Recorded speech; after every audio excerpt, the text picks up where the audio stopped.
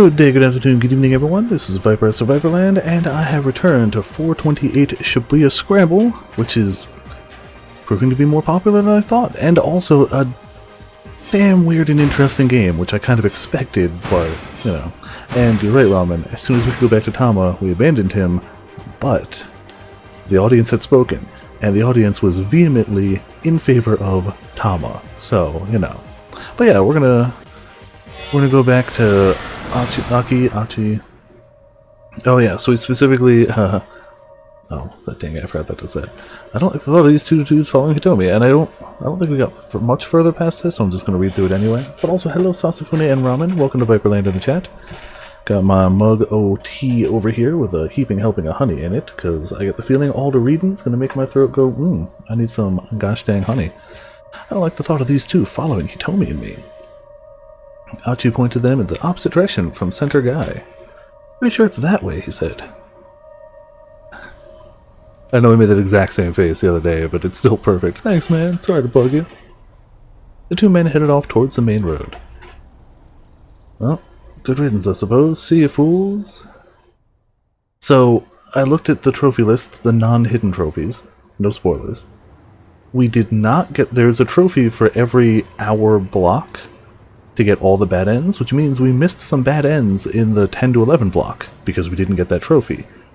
It also means if we inevitably want to try to platinum this game, not only do we have to solve the puzzle and get through the game, but we have to get every single bad ending in the entire game to platinum it. That seems to be all the trophies, but there's a lot of hidden ones, and I don't want to mess with those right now. Like, once we finish the story, I can always take a look at those and be like, oh, there's, like, secret stuff, but, like, I don't want to mess with that in, like, Chapter 2. That's asking for spoilers. Achi and Hitomi hurried onward, following the sparsely trafficked side streets towards Danganronpa. I don't think I even knew this part of Shibuya was here. See, I remember reading these, but I only think we got, like, 5 lines in, so I'm just gonna keep going. Hitomi said as she looked around. Yeah, a lot of people don't. I used to mess around in this neighborhood when I was a kid. The area was a mishmash of run-down residences and office buildings. Almost nobody ever comes here unless they live or work on one of these streets.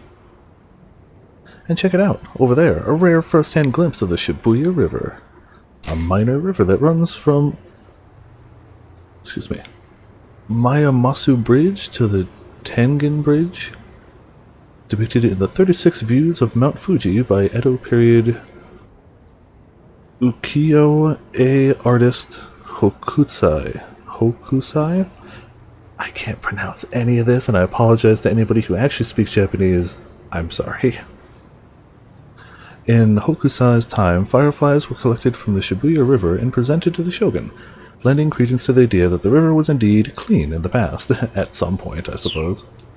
I have no idea what the river's like now, but, like, I know this is not a direct comparison, but having seen rivers in New York City, I'm not entirely sure that's mostly even water in there. Have you always lived in Shibuya, Achi?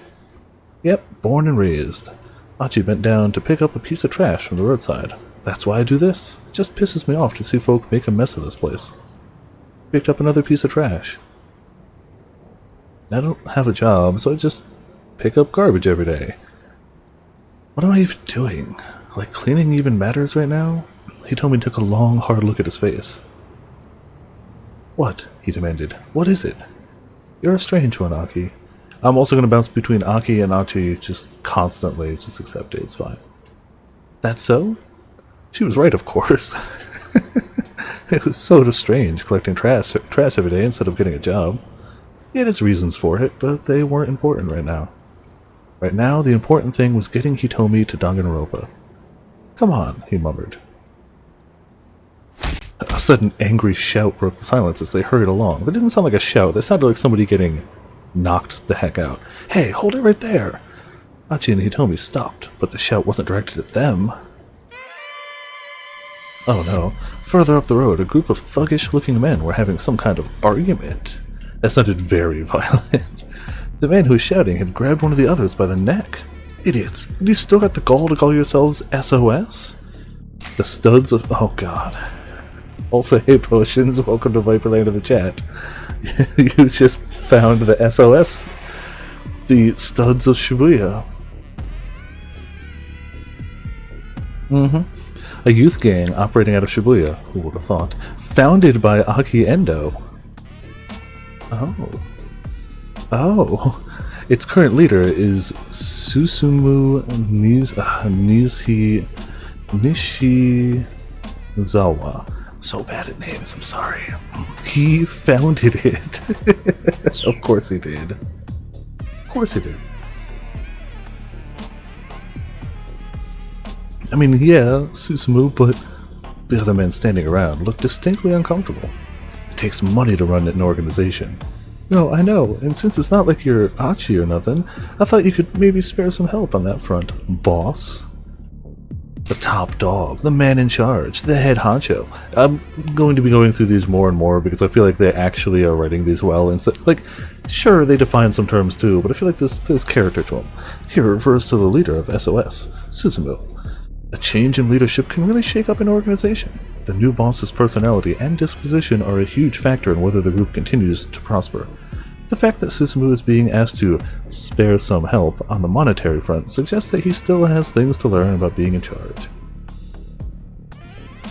Especially the ones that are unique to the game. The ones that are actual definitions are still helpful, but like, I know what a task force is for the police. Like, I've watched TV before. He told me he looked at Aki when the stranger spoke his name. He smiled awkwardly, then turned back to the altercation. Did they say his name? Oh yeah, they did. Shut your mouth, Susumu barked. How dare you say Aki's name in my presence? Hey, Aki called out. What was that about me? Oh no. As soon as I saw him, the other men went pale. Aki kept his tone casual as he strolled up to the group. Susumu, you can't just give a guy a beatdown in broad daylight. To mess someone up super bad, usually with punches and kicks.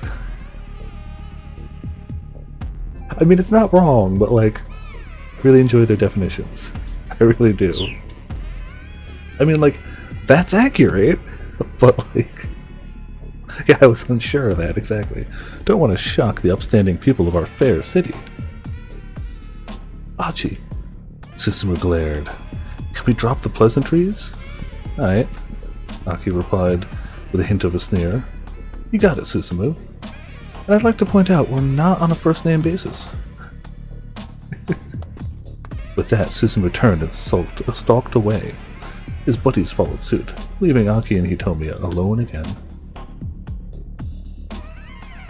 Did you know that guy? Hitomi asked. His name is Susumu Nishizawa. And yeah, I know him, or I thought I did. Used to be friends, way back. Me and those guys were all part of the same crew, but I bailed a little while ago. Aki felt silent. To his great relief, he told me he didn't pry further. His mysterious past, as part of the studs of Shibuya. The lead stud of Shibuya, in fact. Ex-lead stud of Shibuya. Aki and Hitomi had gone a short distance further when he caught sight of a man picking something up alongside the train tracks. Huh? I wonder. Aki went over to him. Hey man, you picking up trash by any chance? Huh? The man, Taisei Yasuda, 35 years old, just opened up a knick-knack shop in Shibuya. Aki knows Shibuya like his own backyard, but this Yasuda guy is new enough that Aki didn't recognize him.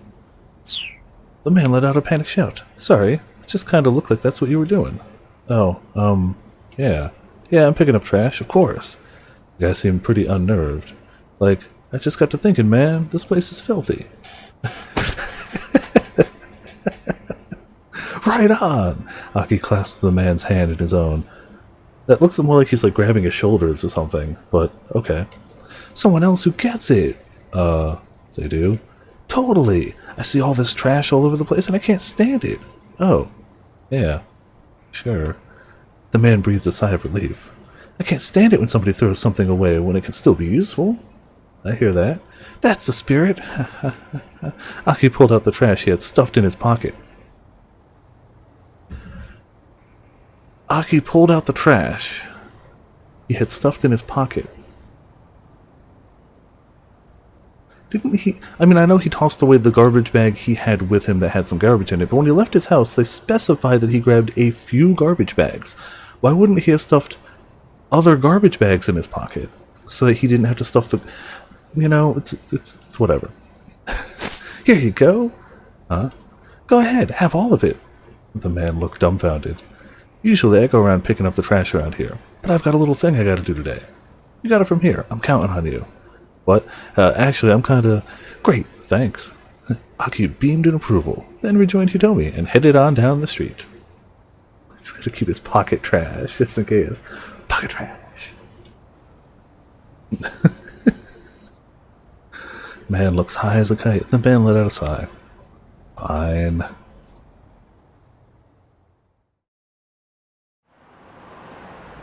Slipping through a narrow back alley, they came out near the top of Danganronpa. Aki looked down the hill, but didn't see a blue van anywhere. He and Hitomi started making their way downtown towards Shibuya Station. Hitomi muttered to herself, I don't see it parked around here. Her face twisted up with worry. She looks it in the picture. It was a lot harder to find street parking closer to the station. Hitomi, hold up. Aki had a sudden idea. He darted into a nearby soba restaurant, motioning for Hitomi to follow. Heya, he called out to the proprietress, a sharp-eyed, middle-aged woman. You're looking as lovely as ever today, see? Oh, Aki. So I'm not gonna lie. Even just pictures of, like, going around random bits of, like, Japanese town just makes me, especially going into the restaurant and, like, talking to the proprietress immediately, it just makes me want to play Yakuza 0. I need to finish it, like, I need to. Are you done collecting trash for the day? The lady... Maki Yonida? When she was 19, she happened to stop by this place and was captivated by the chilled curry soba. By day's end, she had decided to make the restaurant her new home. Damn. Married the owner at age 22, and they managed the establishment together. Last year, her husband of 30 years passed away. Now she safeguards the generations-old secret of chilled curry soba on her own. Aww. Oh, the cabaret stuff is still my favorite stuff in there, but like... Oh, Mr. Shakedown sucks. I have gotten pretty decent at avoiding him. Oh, yeah. I know which fight, because I remember telling you, like... I remember non-spoilerly being like, yeah, there's a cool fight. So, like, I know which fight you're talking about. The one with the knife. Yeah. Ooh, boy. Is that your girlfriend? Huh? Oh, no, it's nothing like that. The proprietress was undeterred.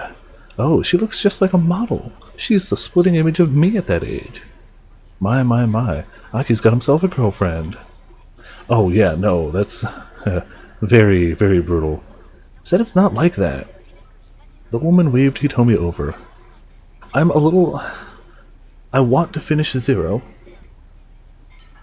I kinda don't want to start Kiwami 1, only because I know it's going to be a downgrade by no fault of their own. It's a remaster of the first game, and going from a very recent title to a remaster of the first one ever, there's no way it can quite keep that same level of quality of life, insert anything else here. Like, I get it, and that's no fault of the game whatsoever. But I also want to get to the more recent ones. I want to get to, like, 5 and 6 that I hear are, like, really good. Yeah, I'll definitely need to finish it. Also, hey, Sir Jude, welcome to Viper Land of the chat. Oh, I'm sure it's got its own charm. Don't get me wrong. I'm not gonna say, like, I also haven't started it, but I'm not worried it's gonna be bad. Like, I know that. I know it's not gonna be bad at all. Otherwise, the series wouldn't have taken off. But there are plenty of good games that maybe still have improved. Like, don't get me wrong.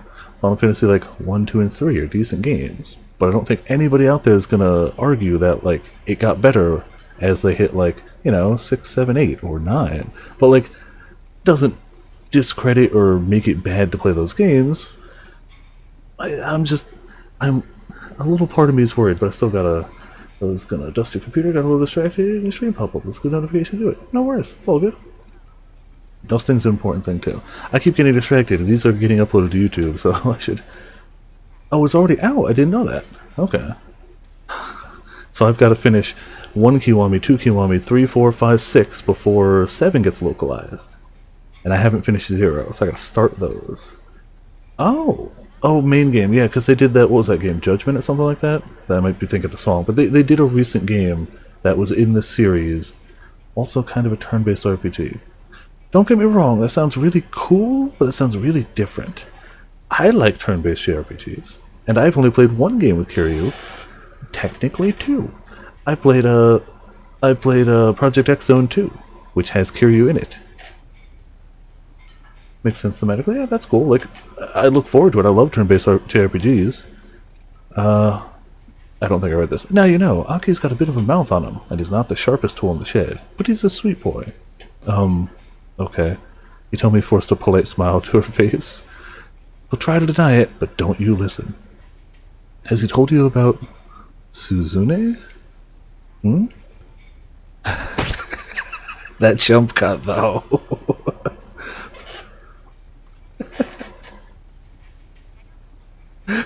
That was great. And the sound effect.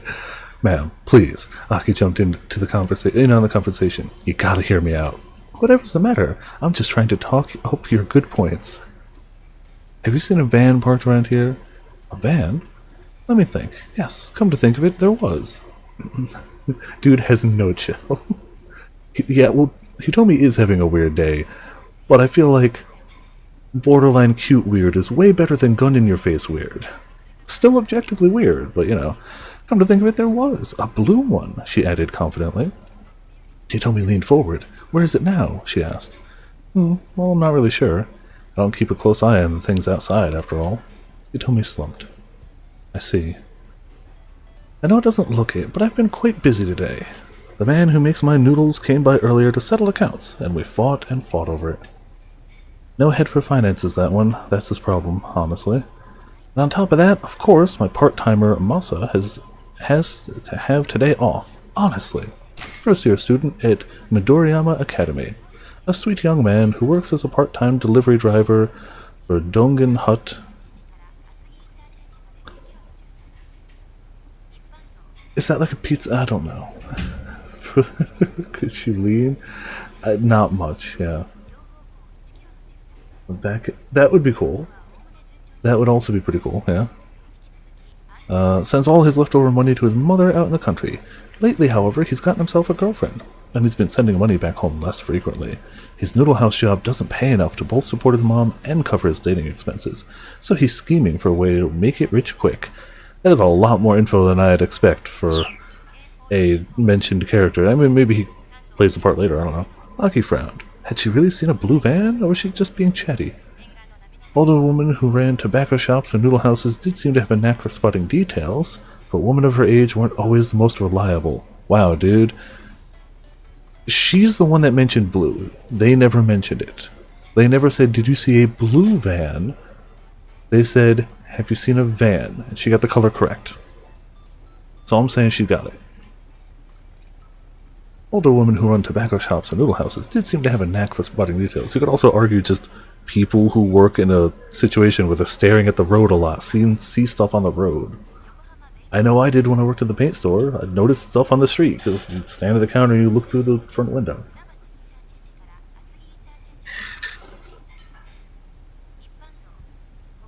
I'm out of my good fancy tea and I'm back to just my regular Lipton tea, but you know, I still like it too.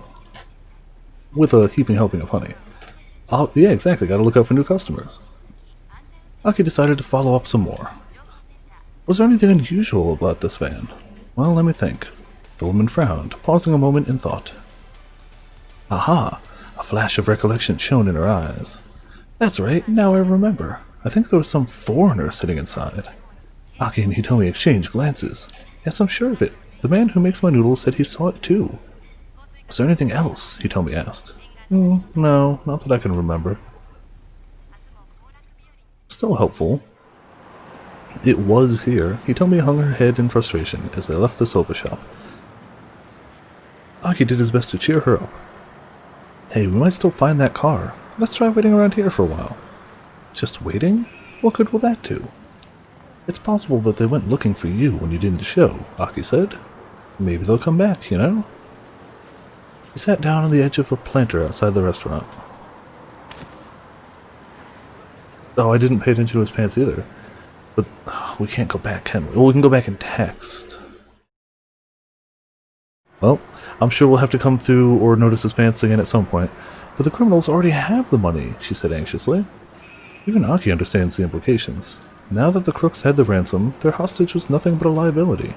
Why take the risk of letting her go when they already had what they wanted? The situation was bad. Very bad. Still, just running around Shibuya willy-nilly was only going to tire and frustrate them. Aki wanted to make sure Hitomi had the chance for a little break. We don't have anywhere else to look, so let's just give it 10 minutes, okay? Oh yeah, no, the pufferfish is fantastic. Hitomi seemed unconvinced. She looked like she might just march off down Danganronpa at any moment.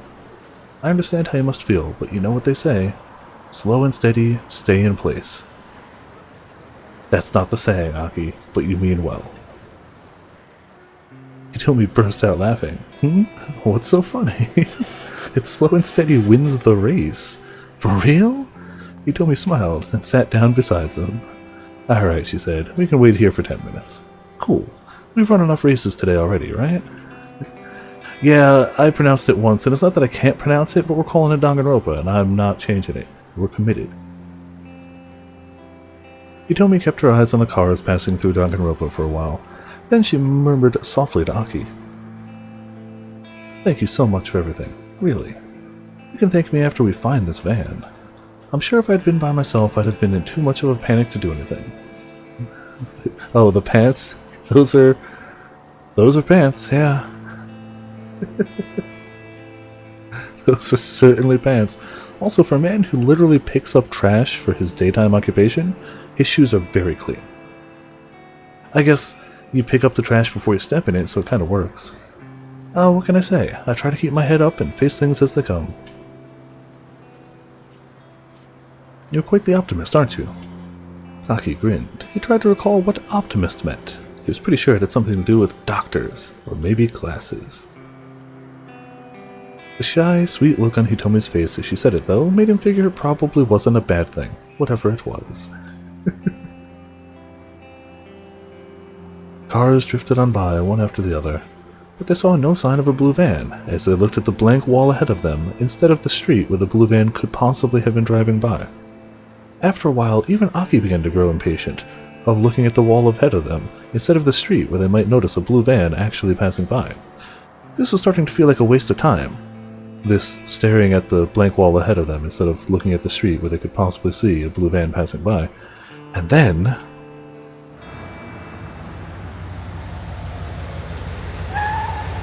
the sound of a car. He told me, look! There it was. The wall ahead of them that they've been staring at this whole time, instead of possibly looking behind them to spot a van passing by. Oh, we gotta transfer in from somebody else. Okay, so we hit a, not a bad end, but a dead end for now until we can hop over from somewhere else. Okay. We know we gotta hop over in Tama's line, but it wasn't to this storyline. So it's not from him. So we got 3 other people we can try. We can try Detective Guy, that we started in Chapter 1. Osawa? Alright, I think you had said that last time too. Yeah, let's try one of the new guys then. This is Osawa, right? Yes. Alright, we'll give him a shot. Also, I just want to see how far he made it relative to...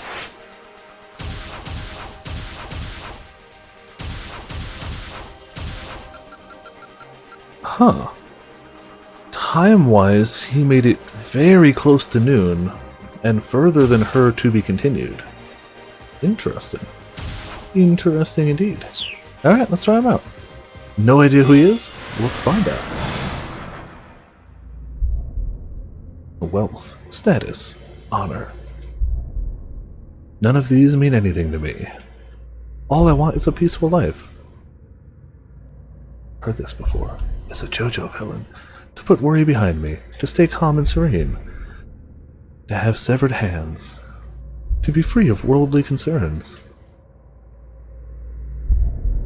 Free at any cost.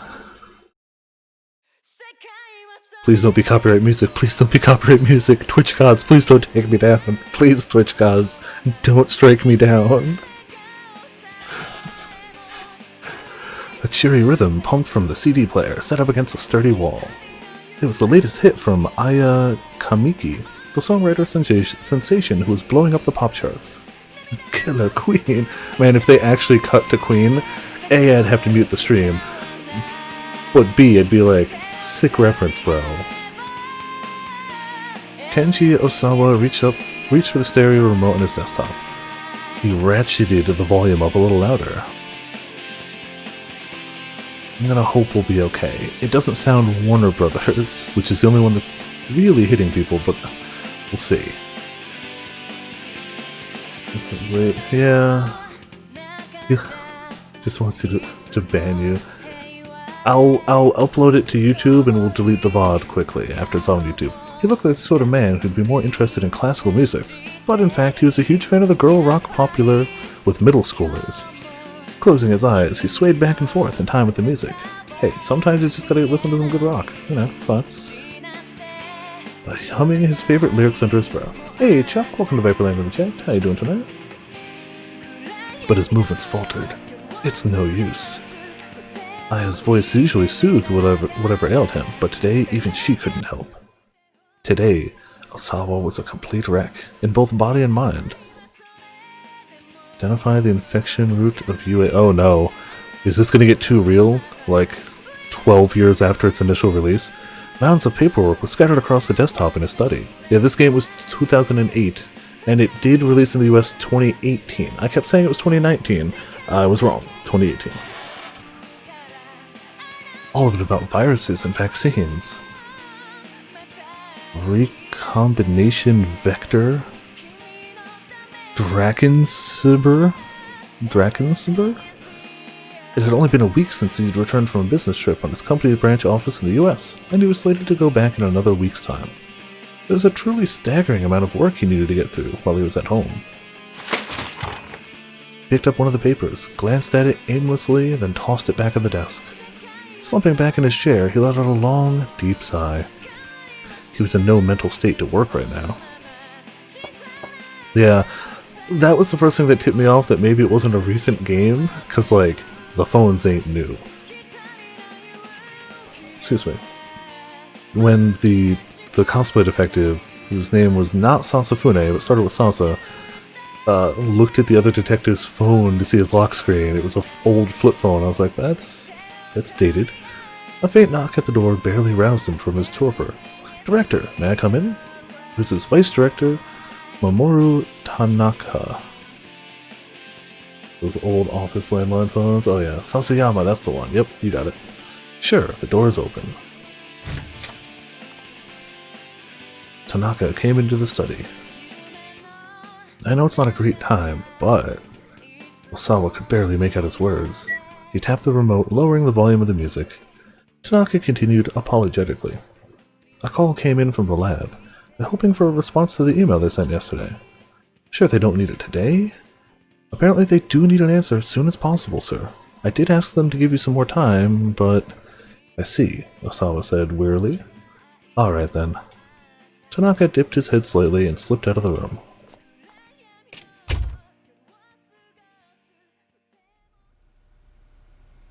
Osawa contemplated his colleague. Tanaka was a man he could truly depend on. He has enough of his own work to do. He didn't need to come here again today, but he did.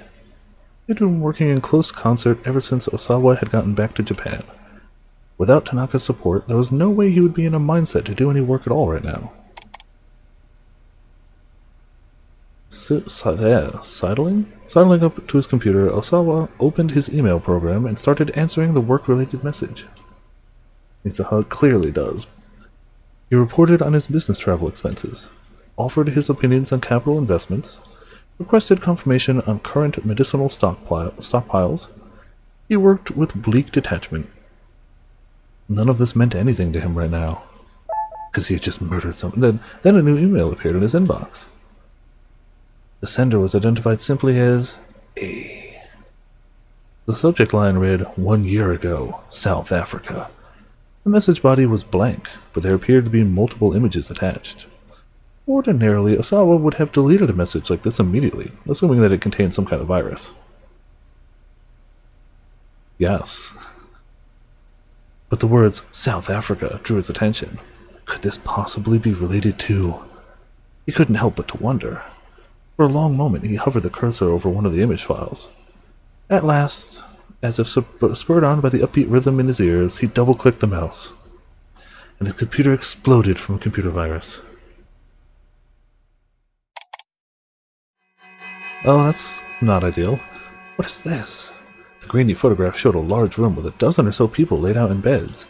Yeah, it appeared to be some sort of medical ward. Osawa felt a strange flutter in his chest. He quickly opened another image. This one showed a close-up of one of the patients in his bed. Large red blotches covered his face. A large volume of blood appeared to be dripping from his ears and nostrils. I'm glad they didn't color this. Yep. I'm glad it's a black and white photo. A cold shudder ran up Osawa's spine. What the hell? These symptoms.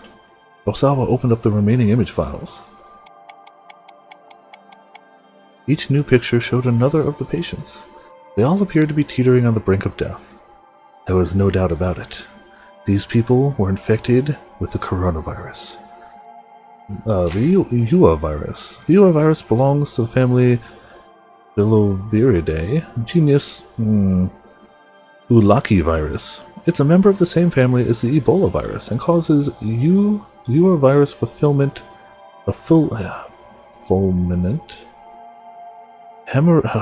hemorrhagic fever. Medical terms. Go to hell. Oh man, my worst nightmare is Urian J reading medical jargon.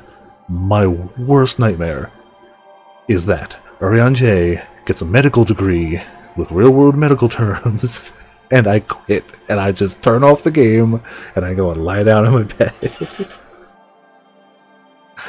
It is capable of airborne transmission, although an infected individual cannot pass on the infection before symptoms manifest.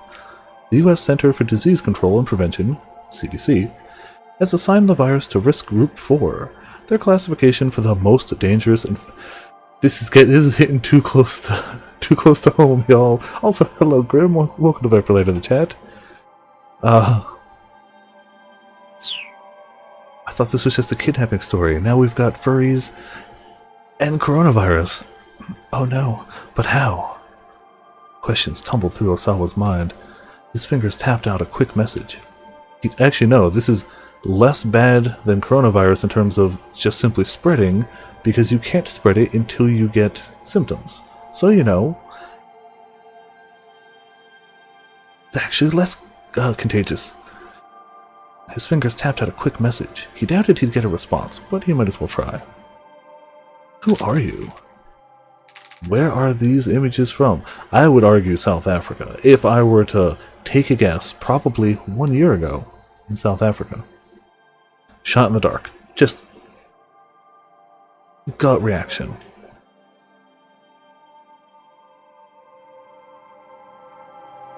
Flower petals. But from Mars, actually. The Ua virus, is it any different? Oh, number 2. The virus is roughly 90 nanometers to 100 nanometers in diameter and 500 to 700 nanometers long. Because of its pronounced sickle-like shape, it is sometimes known as the Sickle of Death. It possesses a viral envelope, the surface of which is coated with spike-shaped protein protuberances. 1 nanometer equals 1/1000th of a meter. That's small.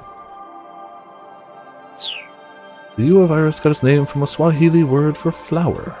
Supposedly, this was based on the fact that the propagated form of the virus resembled the petals of a flower. Despite the flowery name, however, the disease was anything but pretty. Ua didn't just mean flower, it also meant to kill. And as the name suggested, the virus had a mortality rate of 100. Oh, okay. And those that managed to infect. As most details regarding the Ua virus have been suppressed, cases of Ua infection are largely unknown to the world at large, because all patients known to be infected with the virus on official record have died within a short time frame. The mortality rate is given as 100. As the incidence of known cases grows, the number may drop below 100, but the mortality rate will likely remain extraordinarily high. Bad. Okay. Very bad. Moreover, there was a very short incubation period between infection, the onset of symptoms, and death. Inhaled viral particles can spread from the lungs to the lymph nodes, and from there disperse throughout the body. The virus propagates in several places, including liver cells and macrophages, a component of the immune system, and destroys the endothelial cells within blood vessels. Upon reaching the brain, it forms a neural sludge of blood mixed with wow. I don't want anything in my brain that can be referred to as a sludge of blood mixed with other bodily fluids. Yep. Within roughly 12 hours, bleeding would set in throughout the body, everywhere but the bones and muscles, with lethal results. Wow, so you just start bleeding... Sir, this man, he's died. What was wrong with him? He started bleeding. From where? Yes. Just yes. Just blood. Due to its incredibly high mortality rate, the disease's very existence had been kept hidden from public knowledge. Wouldn't you want people to... Alright. Osawa's computer chimed to signify the arrival of a new email. The sender was A. Get ready to open up the message. Once again, the subject line read, 1 year ago, South Africa. Your crimes. That answered none of the... He asked 2 questions. Who are you? Where were these taken? Osawa stared at those 2 words. My crimes? That left him only with further questions. He looked again at the images from the previous email. Mass panic of 100... Yeah, that's true. That's fair. What makes any of this my crimes? He could see that the patient's bleeding was severe. He estimated that several hours had passed since the onset of the disease. It wouldn't be long before their lives were cut short. To feel that agony, that suffering, and then to perish. Am I to blame for that? Another faint knock came at the door. Darling, do you have a moment? It was his wife, I. Yes, come in, give me just a second, close the mail program. The suspicious person in me says this one. But also, I'm going to say this one. Yes, come in. Like, I wouldn't have thought twice about it until they gave me the option, and now I'm a little suspicious, but I'm going to pick this one anyway. Maybe she would be like, are you closing your porn? What's going on? Maybe she'd get suspicious the other way, I don't know.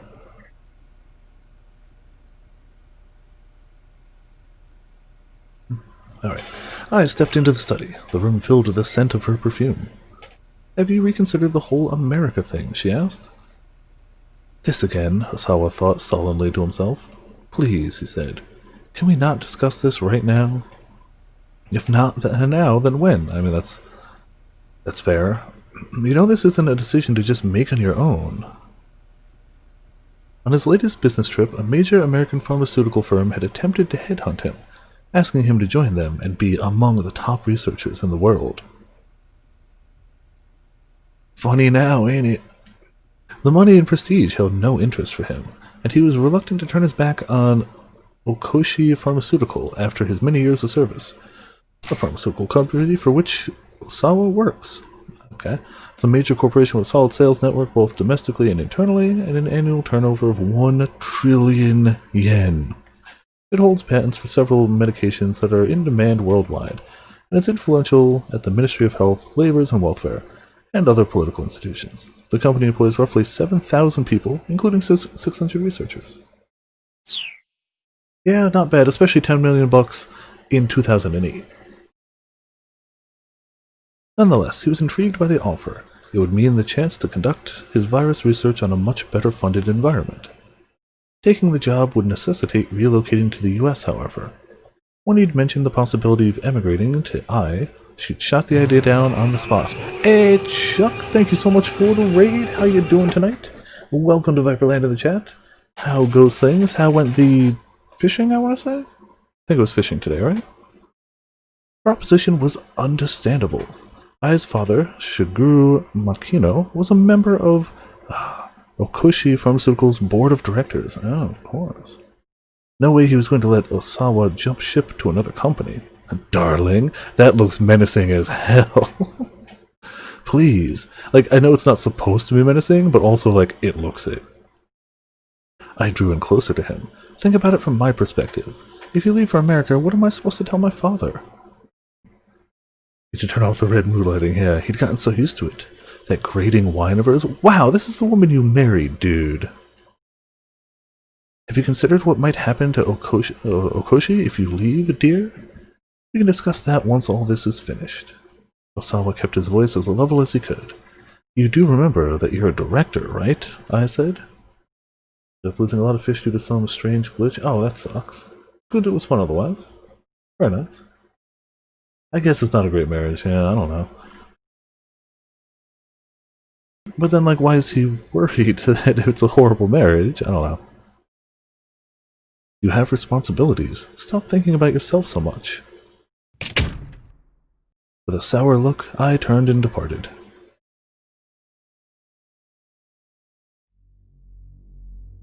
So we've picked the happiest of people to play as this time, haven't we? Well, he had known that moving to America would never be a simple matter, regardless of what his wife thought about it. There was another reason, however, the antiviral agent that he had developed at Okoshi. Therapeutic drug used to treat viral infections. Examples include the drugs used against influenza and HIV. These treatments do not eliminate the infection, rather they simply inhibit the development of the disease. There are still many issues with such drugs, including the risk that treated viruses possessed or develop a resistance that makes the treatment ineffective. Academic institutions and pharmaceutical companies worldwide devote tremendous resources to further advancing the field of antiviral medicine. Okay.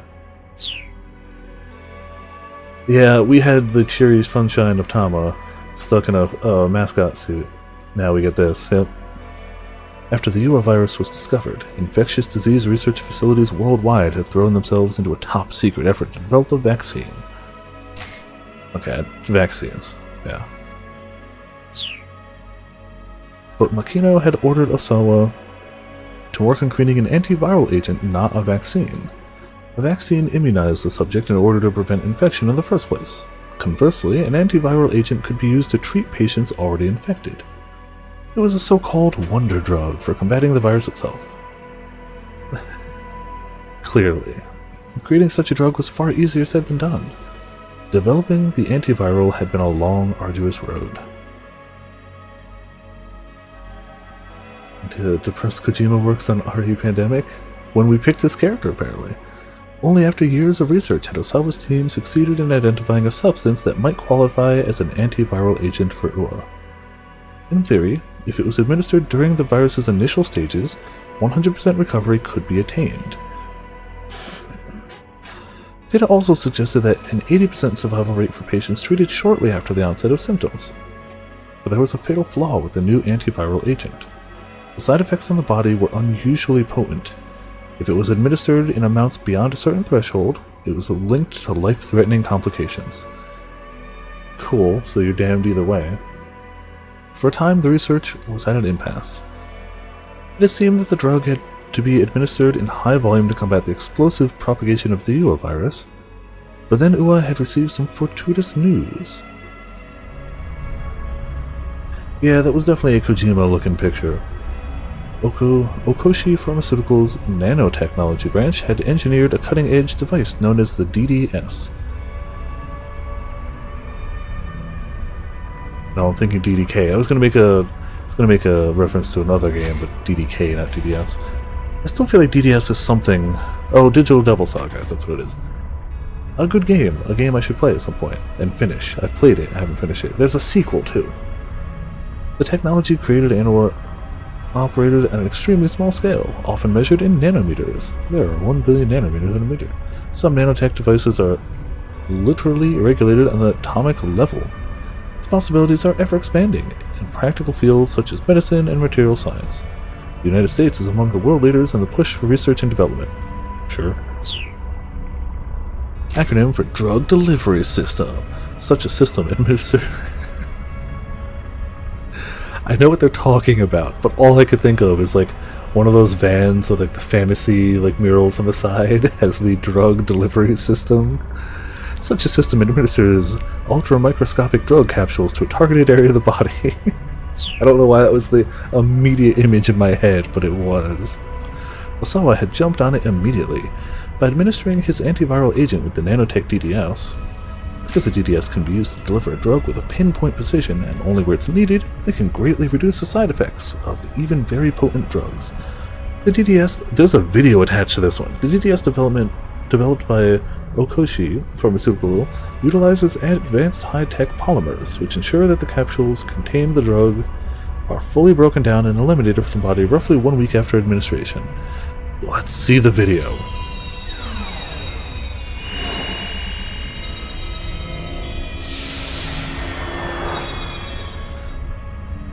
Enlightening. It's just a bunch of hippies. Exactly. He's able to use smaller amounts of the drug to quash the UA virus with precision. The procedure was a huge success. There was a marked increase in the drug's efficiency, or efficacy, along with the expected decrease in adverse side effects. Pharmaceutical said to have a positive side effect if its use brings out the desired result. Uh-oh, drop in frames. But many drugs create unwanted it's adverse side effects. Got it. The effects had been confirmed via animal testing on monkeys, experiments involving drugs or medical techniques tested on animals. Okay. And now the antiviral was ready for the final development stages, clinical trials on humans. When a new drug is being prepared for government approval, after it has been tested on animals, must pass tests on humans. Yeah, got it. The very existence of this new wonder drug was still a secret. No doubt, Okoshi's leadership would be reluctant to see Osawa, the drug's lead researcher, transferred to another company. How do you test for this? How do you test human clinical trials for a super targeted, high-dose drug with potentially big side effects if it doesn't work out for a disease that the world doesn't know about? How do you hold a clinical trial for that? Have you started bleeding from every single pore in your body roughly 10 minutes ago? Come on down, we've got a trial for you. Secretly, I guess. But it's such a fast-acting thing for it to be in secret and held as a clinical trial. I don't think you could. Still, it wasn't completely outside the realm of possibility. Once the antiviral was out of development and announced to the public, here's a cure for something. What's it a cure for? I can't tell you.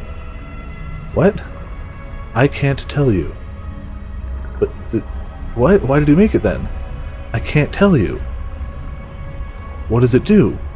It cures something. What does it cure? Goodbye. Once the antiviral was out of development and announced to the public, Osawa would be free and clear. Yeah. For that very reason, he was loath to cause any friction over the drug right now. This anxiety only magnified his concern about the email he just received. I had forgotten about the email. We went on such a personal life tangent. Osawa called up Tanaka over the intercom. There's something I want to show you. Could you come in here? He needed a second opinion, and Tanaka could be relied upon. It cures living. No, that's the thing. It cures something that stops living, but they can't tell them that. I mean, if the clinical trial goes poorly, it absolutely cures living, yes.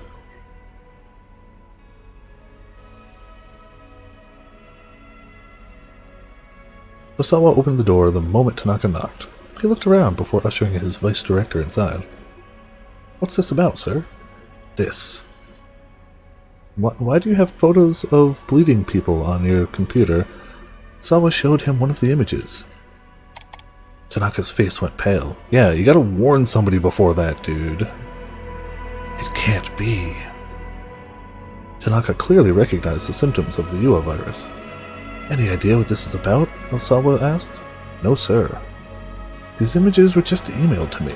The subject line says, 1 year ago, South Africa. That would put it around the same time as the most recent run of infections, wouldn't it, sir? But that information isn't... Tanaka trailed off. Osawa nodded. The thing I don't understand is, why these pictures were sent to me? Osawa opened the other email from A. The second message I got says that these pictures are my crimes. I'll look into this on my end, sir, Tanaka said. He hesitated uncomfortably. Sir, just to make sure, Are you asking about what I think you're asking about, Osawa said? Tanaka gave a slight nod. Understood, Osawa said. Don't worry. I won't trouble you. I appreciate that, sir. I have no idea. Visibly relieved, Tanaka left the study.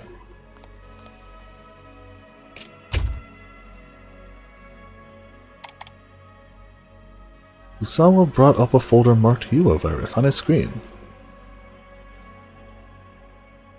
Clearly labeled folders about a 100% mortality rate secret virus. Just chilling on your desktop. Excuse me. On the desktop of the same person who'll just click email attachments. You know, willy-nilly. We need it to homework. Yeah, exactly. At least have the goal to call it super secret virus information. Like, come on. Because nobody would take that seriously. Within the folder were enlarged images of the virus itself. He double-clicked one of the images. It blew up on the monitor to reveal the pathogen in intricate detail. I had to think about this one before clicking it, I guess. But he decided to do it anyway. A specimen of the UA virus was approximately 100 nanometers in diameter. 10,000 of them in line would take up barely a millimeter. But a single, tiny viron, on entering the human body, could become 2,000 in an hour. That speed of multiplication was nothing short of astonishing. Even the Ebola virus had a typical incubation period of 7 days or so before infectees develop symptoms. The virus of the family, Filoviridae, that causes Ebola hemorrhagic fever. Currently 5 characterized species are known. Thai forest, Sudan, Reston, Zaire, and Bundi Bugio. Ebola is widely known for its high mortality rate. 53% of the Sudan form, 88% for the Zaire. God damn. Is that factual? But the Reston variety, discovered in monkeys that had been brought to the US, has displayed no pathogenicity in humans. Okay. Super Ebolas. Yes, basically. Yeah. For influenza, it was 1 or 2. But the onset of the UA virus happened in a mere 12 hours. Osawa viewed an image slideshow of the virus's propagation mechanism. It was a fascinating sight, no matter how many times he looked at it. So, like, this is interesting. I don't see how this plays into the greater plot. It seems like he's got his own thing, which is interesting in and of itself, but I don't know how this is going to tie into everything else. We're going to find out, I assume. He's clearly going to be neck and neck with Tama. They're the two closest in tone, so for sure they're going to work together, right? Yeah, Tama's sending the emails. Tama is A. Well, I mean, take away the other 3 letters of the name, and there's an A there. I mean, if it didn't play into the plot, he wouldn't be here. It was a fascinating sight, no matter how many times I looked at it. Viruses existed to multiply, nothing more. They had no motives, no driving logic, nothing but simple multiplication. To Osawa, that fact held a certain air of mystery. If viruses had emotions, how would they feel about their lives? What? What? Also, hello Huevos, welcome to Viperland in the chat. You joined a game of many, many different tones, depending on when you're watching it. Like, not yesterday, 2 days ago when we were playing, well, it was yesterday actually, yesterday midday. 2 streams ago when we were playing, slightly different tone. It had thrown itself into virus research in search of answers to questions like that. Answers that no man could truly know. I want to know something. What do you want to know? Something nobody can truly know. What is it? Do you think viruses have emotions? How would they feel if they could feel? What? His development of the antiviral agent had really been nothing more than another job responsibility. He felt no particular sense of duty to protect people from a killer virus. Glad to have him in the medical profession. He was just happy for the chance to play around with UA day after day. Oh hey, it's A again. Just a second.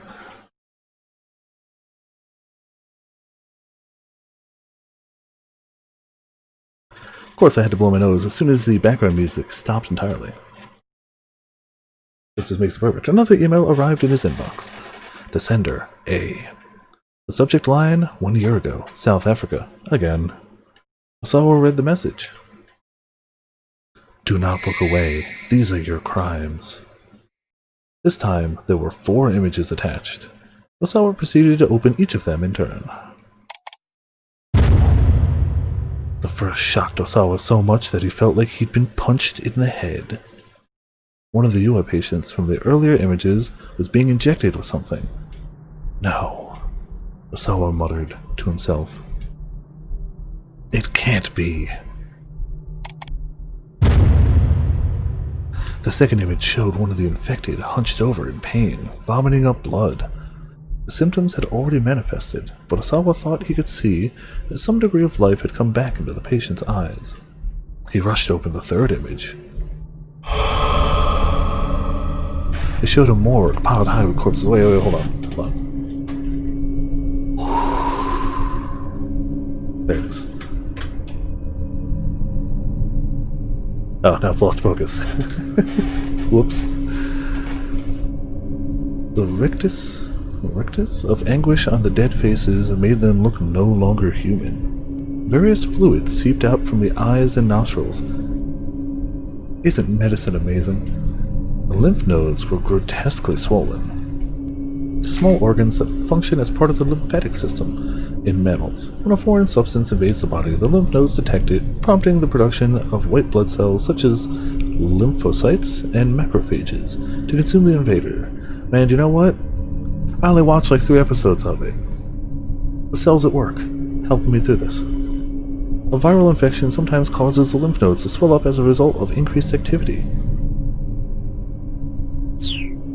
There were hospital beds stained with massive amounts of blood and gastric fluids. Next came the 4th and final image. I'm really glad they didn't show us any of those. I'm glad they're just describing it.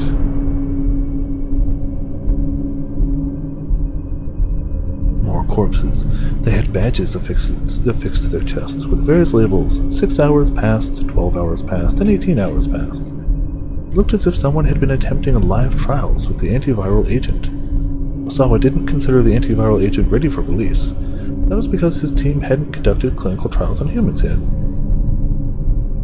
Needs to be the camera angle for the rest of the stream. I have to hold that by hand right here the whole time. And there was a good reason why such trials hadn't been conducted. There was no way to test the efficacy of the drug without an infected patient, which is what I was trying to say earlier, yeah. To run a proper clinical test, someone would first need to be infected with the Ebola virus. No matter how effective animal testing had been, if the drug proved ineffective on humans, that person would have a guaranteed death sentence. It was unthinkable to run trials that involved such a deadly risk. And yet, as he looked over the images again and again, Osawa became certain. Without his knowledge, someone, presumably someone from Okoshi Pharmaceutical, had conducted human testing with the antiviral agent.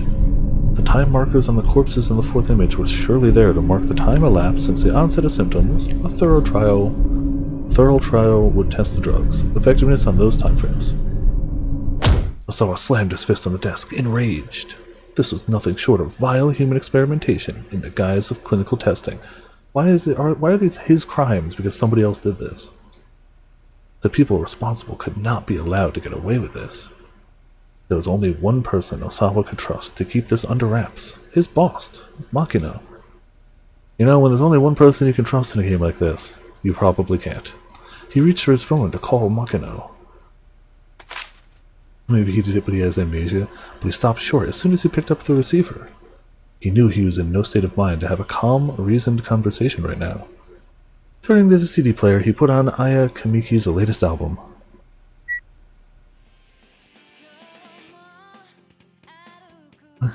Pulls off a mask. He was a spy all along. It's Wesker. I mean, yeah. It's gotta be either Wesker or the TF2 spy. Those are the only options. Leaning back in his chair, he surrendered himself to her soothing tones. Bit by bit, he could feel himself returning to a calmer emotional state. There had been a time when Osawa hadn't listened to music at all. In fact, he'd had no interest in the arts in general. Music, painting, cinema. It was only due to a simple coincidence that he had found Aya Kamiki. His daughter had asked for a CD as a birthday present, so he'd swung by the store to pick one up. He's got a daughter too? And he's just gonna move off to a different country? I mean, presumably take his family with him, but, you know. Since Kamiki's new album had just come out, there was a display for it in the front of the shop. Something about the bright, colorful album packaging had drawn him in. Yup, that doesn't look like mostly beige with a little red star and maybe some orangish text. Bright and colorful. That's what I describe it as. After a time, Osawa could feel himself growing calmer. He took a nice deep breath. When he dialed up Mikano, he closed his eyes and tried to banish his nerves completely. This one's actually tough. I feel like getting the... Well, it happened a year ago. The promptness of it is kind of irrelevant, right? I'd say, but the game is taking place in a very disturbed time frame. I get the feeling he'll fall asleep if we hit B, which would probably be bad end. My gut says don't rush. I'm also expecting to get a bunch of bad ends tonight, so whatever. First, he took a nice deep breath. Then he closed his eyes and tried to banish his nerves completely. Inclining his head towards the music, he could feel the melody pervade his body. He could scarcely believe there had been a time where he hadn't cared about music. Surely something that had such a strong effect on the body and mind, also conveyed a deeper meaning. Osawa let the positive energy flow through him, buoying his spirits. At last, when his mood had sufficiently calmed under the music's influence, Osawa reached for the handset. Oh, Mr. Osawa, did you have to make a phone call? The study door had opened and a stolid-faced man had appeared in the doorway. It was Yoshiho Kajiwara, one of the detectives from the Shibuya precinct. Detective? Cool. He is sociable but awkward, and despite his reserved personality, he can be quite unsettling. His colleagues at the precinct refer to him by nicknames such as Japanese Columbo and Little Ken Takakura, given his own quirky demeanor as a detective. Japanese Columbo, I like that. He struck Osawa as a bit too soft-spoken and meek for a detective, really. I was wondering why it would matter if we waited a minute or two or not for the phone. This would be the reason why. True, the bad ends are sometimes lethal, and it's sometimes like, he went home to read manga and just never found out what happened. You know, it's a bad end for the game, but it wasn't a bad end for the character. And his treatment of the kidnapping case, gave an impression of flighty detachment that made him seem rather independable. How does Osawa know about the kidnapping case? That literally happened last night in game time / this morning. No, it's nothing important. Osawa drew his hand back from the phone. Have there been any developments, Detective? Kajiwara shook his head apologetically. Wesker, clearly. Sorry to bother you, but when you're finished in here, would you be so kind as to come to the living room? Alright, Osawa said quietly. I'll only be a bit longer. Kajiwara nodded and departed. He took a nice deep breath, and then dialed up Mikano. So he's calling either way, though. Has there been any progress? Mikano asked as he picked up. Wow, not even hey, how's it going? Who is this? His voice was somber. No, Osawa said. Nothing much yet. A tiny sigh came in from the other end of the line. Might end up being Wesker. Oh, yeah, it seems at least a little likely. I see. Then what can I do for you? Sir, I'll just get right to the point. Have you conducted clinical trials using the antiviral drug? Mikano didn't respond right away. What makes you think that? You should immediately... If the answer was no, he should have been like, no, that's insane. Why would I do that? What makes you think that? He asked at last. Osawa described the emails he'd received. Okay, now he knows that you know, though. When he'd finished, Mikano let out his breath in surprise. Not over the phone, he said. We'll discuss this in person. I'll head over to your place when I'm done here. As soon as possible, sir. As soon as I can manage, Mikano said. You're not the only person who's busy. Not the best at hiding things at all. With that, Mikano hung up. There was no doubt about it, then. There had been human testing. Osawa went to let Tanaka know he'd been meeting with Mikano. Somebody's dead. Oh. That's not weird at all. That's not weird in the least. Kajiwara stood in the hallway. I thought you said you didn't have to make a phone call, sir. He looked like he'd been waiting there the whole time for Osawa to come out of the study. Are you hungry? He asked. Here, I've got something that's good for when you're tired. Kajiwara then slipped a hand into his suit pocket. He pulled out but I have to check it. A fruit belonging... That's already more information than I expected. A fruit belonging to the family Musaceae genus Musa. Elvis Presley, the king of rock and roll, was a huge lover of bananas, and the peanut butter and banana sandwich is said to have been his favorite. Okay, if you've never had a peanut butter and banana sandwich, holy crap, is it way better than the sum of its parts. If you have even a passing enjoyment of peanut butter and a passing enjoyment of bananas, have a peanut butter and banana sandwich. Literally just 2 pieces of bread, peanut butter, slice some banana on top of it. It's better than the sum of its parts. It's amazing. Honestly. If a banana peel is dropped under even remotely comedic circumstances, there's a high chance that somebody will eventually slip on it.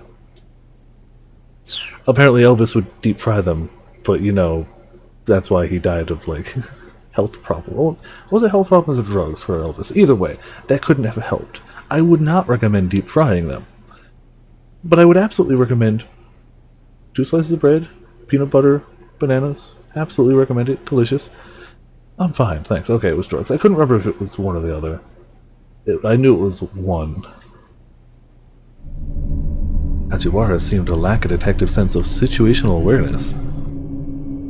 Don't get me wrong. Deep fried anything sounds delicious. But not something you should be eating constantly all day, every day. Just being around him got on Osawa's nerves. Well, sir, I need you to come with me, the detective said. If you don't mind. He took Osawa by the arm. As Kajiwara hurried him towards the living room, Osawa could hear other detectives talking on the other side of the door. He's working at a time like this? Seriously? Sheesh, I do not get rich people and their priorities. Yeah, I feel bad for his daughter. Her dad's a real piece of work. Nice. They were bad-mouthing him in his own house. Kind of a dick move, yeah. Oh, I'm really sorry about that, Kajiwara said, pausing in embarrassment. Osawa pushed past him and opened the door. I heard you talking shit.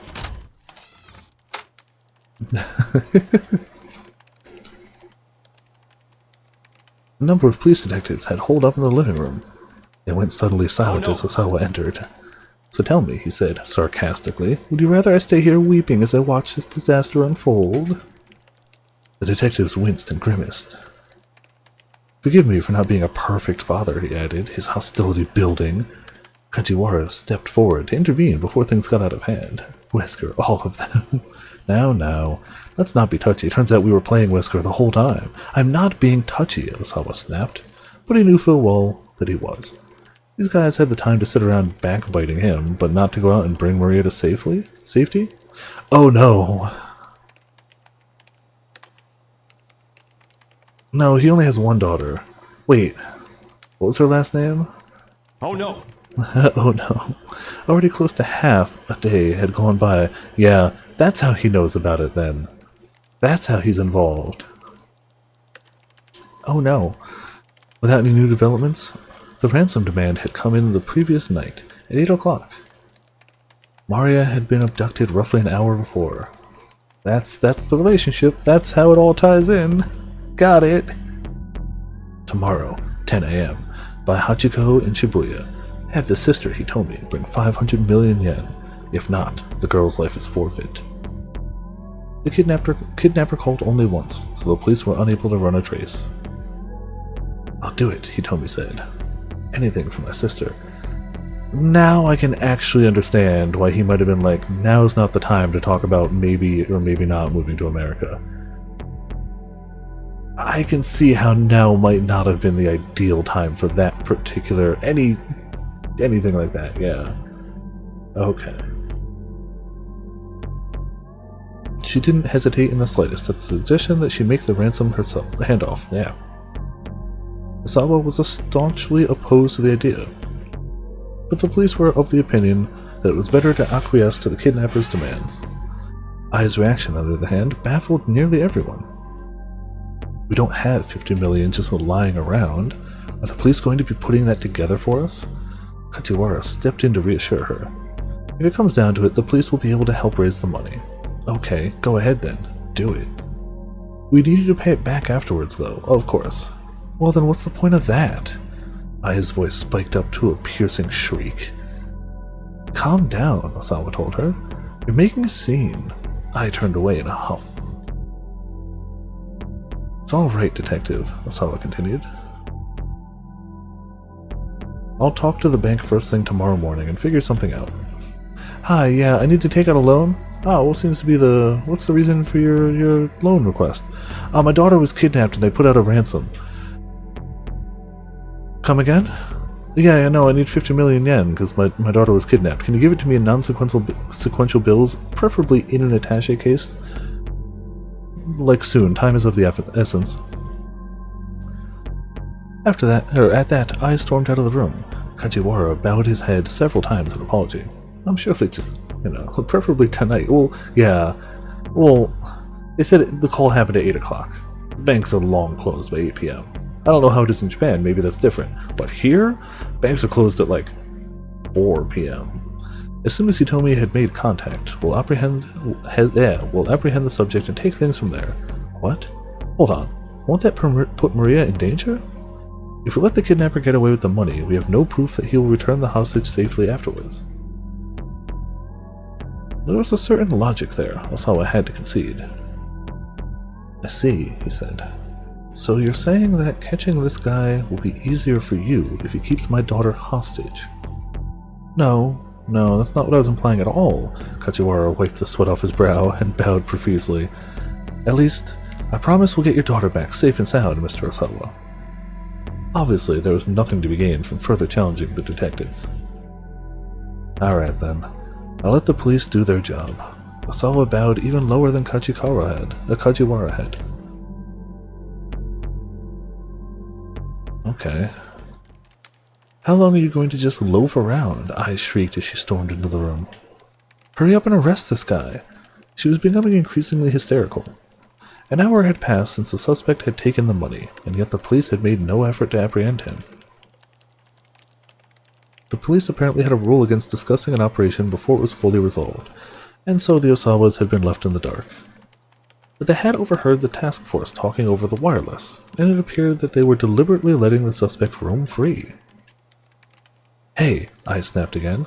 If he gets away with our money, you are going to reimburse us, right? Osawa scowled. She made it sound like the money was more important than Maria's life. She does sound that way, doesn't she? The detectives exchanged uneasy glances.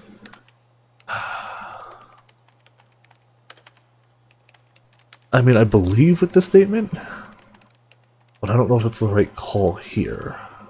I don't feel like antagonizing somebody who's already in... Rightfully so. Whether she seems to be outwardly focused on the money or not, like... Shit's stressful. Like... This stuff's stressful. Maybe she's got ulterior motives. Maybe she is just a shitty person. We don't really know that by now. This could easily just be her outward appearance to a massive amount of stress that nobody could ever have foreseen. One of your daughters being kidnapped. I'm gonna go the safer route. Osawa said nothing. By now he was accustomed to Ai's coldness towards the two girls. See, as we find out more, it paints a different picture, but like... until this statement, we didn't know a lot. Sorry, Potions, I went with my gut. My bad. But in all likelihood, we'll have to try out different routes anyway. The twins were Osawa's daughters from his first... Okay, that clears things up a little bit. The twins were Osawa's daughters from his first wife, who'd passed away 15 years ago. It's bad, but it makes a little more sense. I had no blood ties to Maria or Hitomi herself. Well, I continued, are the police going to reimburse us or not? She glared pointedly at Kajiwara. Well, right now we're focused on making sure Maria is safe. Good answer. I stormed up to him, shouting right in his face. Stop dodging the question. Answer me. Yes, of course, Kajiwara squeaked. Maybe, would you like something to eat to help you calm down? He held out a banana. I smacked it out of his hand. Does he have a pocket full of bananas? Why don't I have a pocket full of bananas? Because they'd go overripe in like 30 seconds. Check out the XIV channel. Alright, I'll check in a second. Actually, also, hello, Sword. Welcome to Viper Live in the chat. Hey. Beautiful art. That is both amazing and cursed in equal measures. Very equal measures. Oh dear, what a waste. It's a banana. I assure you it's fine. Of all the things you could smack to the ground, I assure you the banana's fine. Perfectly edible. Totally okay. Kajiwara scrambled to retrieve the fruit from the floor. Again. If it was like a rice pudding that was open to something, I'd be like, oh no, yeah, what a waste. But like, yeah, it's rude to smack a man's banana around like that, but like, it being on the floor is not what's going to harm it. Like, it's a banana. It has natural protection from that. Osawa went over to Tanaka and whispered into his ear, "I'm going to meet with Mr. Makino." Tanaka nodded silently. Turning, Osawa saw Kajiwara looking in their direction. They made eye contact, but Osawa quickly looked away. Excuse me. And strode out of the living room. Not actually tired, I don't know where that came from. Kajiwara followed after him. He's got a hell of a demeanor about him, though. Excuse me, Mr. Osawa? Yes, what is it? The detective fussed sheepishly with his hair and forced a smile. Sir, we'd appreciate if you could remain in the living room as much as possible. I mean, it's true, it is, though. Osawa was in no mood to stand on propriety. Look, I've got a ton of work to do, he said. Are you here to tell me to play the role of the grieving father, too? No, not at all. Personally, I happen to think you're an admirable father, Mr. Osawa. Admirable. Did the word have a ring of sarcasm? That picture, though, he had no way to tell if Kajiwara was being forthright with him or not. You're no ordinary fellow, Mr. Osawa. You're a genius. A genius? Me? Osawa made a skeptical noise. Am I mistaken, sir? You've made very important strides in the fields of virus research. Or, well, so I've been told. Osawa wasn't sure how to respond. He had never considered himself a genius. He was just someone who was more interested in viruses than he was in other people. Everyone who's a genius is also a little bit odd, after all, Kajiwara went on. Says the guy standing backlit against a yellow lit door pane in the middle of a hallway, just staring as we slowly zoom out. Probably he'd intended that as a compliment, but still. And I mean, there's nothing wrong with weirdos, so long as they leave us ordinary folk alone. What? You know? Is this guy trying to praise me or insult me? Yes. Osawa let out a heavy sigh. Geniuses, weirdo, what did it even matter? So long as he could be left alone to his work, he didn't care one whit how he looked in other people's eyes. Donkey Kong Man calls the other man odd. Yes, yeah, that's what's happening. Kajiwara wiped the sweat off his forehead with a handkerchief. By the way, what are you working on right now? He asked. I'm afraid you wouldn't understand even if I explained it to you, Osawa replied. Right, precisely. Even if I gave it my full attention, it would still be beyond me. He peered with sudden intensity at Osawa's face. I'd appreciate if you didn't hide things from me, sir, he said. Osawa gasped, at a loss for words. Oh, I'm so sorry, Kajiwara added hurriedly. Goodness, that made it sound like I'm accusing you of hiding something, didn't it? The detective bowed his head repeatedly. I hope you'll forgive me, and my banana. He held out the banana. That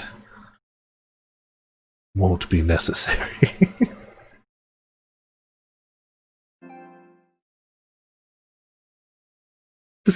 I gotta take some great out of context screenshots of this game, and this is one of them. Like, with none of the context of what's led up to this, hell, even with some of the context that's led up to this, but with no context whatsoever, just show this picture to somebody. Like, come on. This is high art right here. As like a single frame image, it's perfect. How about this then? This time, he pulled a bar of chocolate from his pocket. No, thank you. Was it unwrapped in his pocket? I don't want linty chocolate. This guy just carried an endless food supply wherever he went. I mean, I commend to that. Oh my, Kajiwara murmured. You geniuses really are tough to sort out. He didn't want a banana or chocolate? I just can't understand this, man. And it's already been bitten. You could argue it was broken off in just a really jagged way. That's still not great. He inclined his head, mumbling to himself for a moment. What can I get for you then, sir? What I'd really like is some time by myself. In a daze of exasperation, Osawa felt his way to his study. Yeah, seeing this story from different points of view would be really interesting for some of these. Locking the door, he finally let out the breath he'd been holding. Then his eyes alighted on the bookshelf against the wall.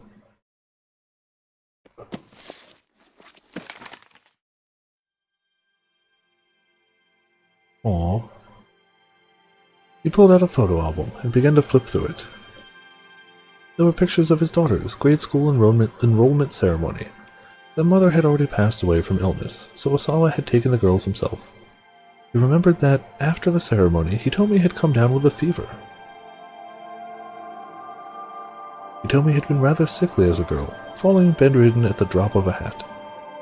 Maria, by contrast, had been lively and energetic, quite the handful. Osawa had found it remarkable that their personalities could be so different despite them being twins. He flipped further into the album. It was a picture of the three of them at their grade school graduation. Maria was looking away from the camera. Osawa felt like someone had stabbed a dagger in his heart. His daughters, or virology. Which truly concerned him more? Which did he truly love? Oh man, I'm glad I wasn't the only one thinking Fatal Frame when they're talking about twins. Yeah. We don't need that here. We don't need that layers here. It's ridiculous to try to compare the two. He'd known the answer before he even asked himself. Even so, human emotions were complicated, and sometimes made people act inconsistently. One of the consequences of that was this photo album. This was the last photo he had of Maria. He searched and searched through the rest of the album, but she was nowhere else to be found.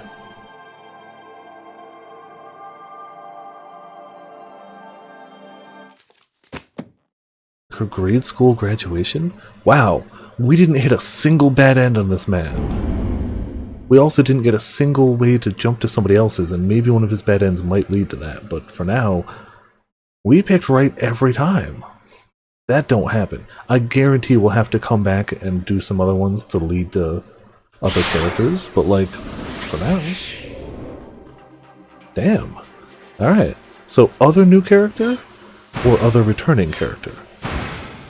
Oh, we're gonna have to go back eventually for the plat, don't worry.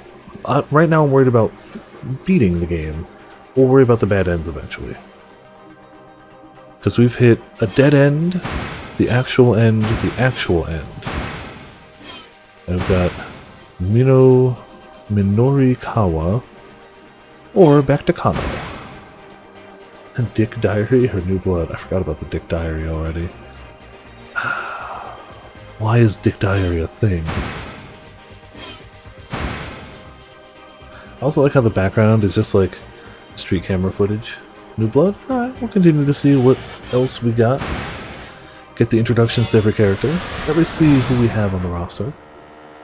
The Super Cub 90 raced down Route 246 towards Shibuya. A motorcycle produced by Honda with an 85cc engine displacement. A common sight around town, often used by newspaper and postal delivery workers. Many owners are big enthusiasts, sometimes even swapping out parts such as the handlebars or mufflers and giving the body a repaint, resulting in fashionable bikes that don't even look like Super Cubs at first glance.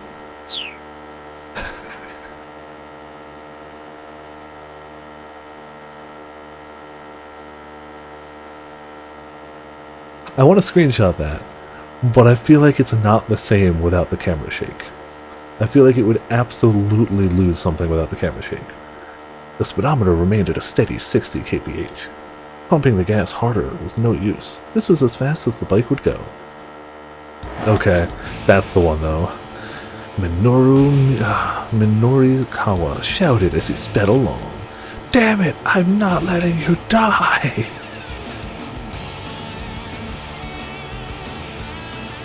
There's tonal shifts. And then there's tonal shifts. And then there's Shibuya Scramble. He jerked the handlebars and blew past the truck on the inside. The driver scowled at him as he shot by. You maniac, you trying to get yourself killed? Just the opposite. Minorikawa shouted back. I'm saving lives. Ooh. The stoplight ahead turned red, cutting him off at the intersection. Oh, come on. He had no choice but to slam on the brakes. But his agitation boiled over as he waited for the signal to change again.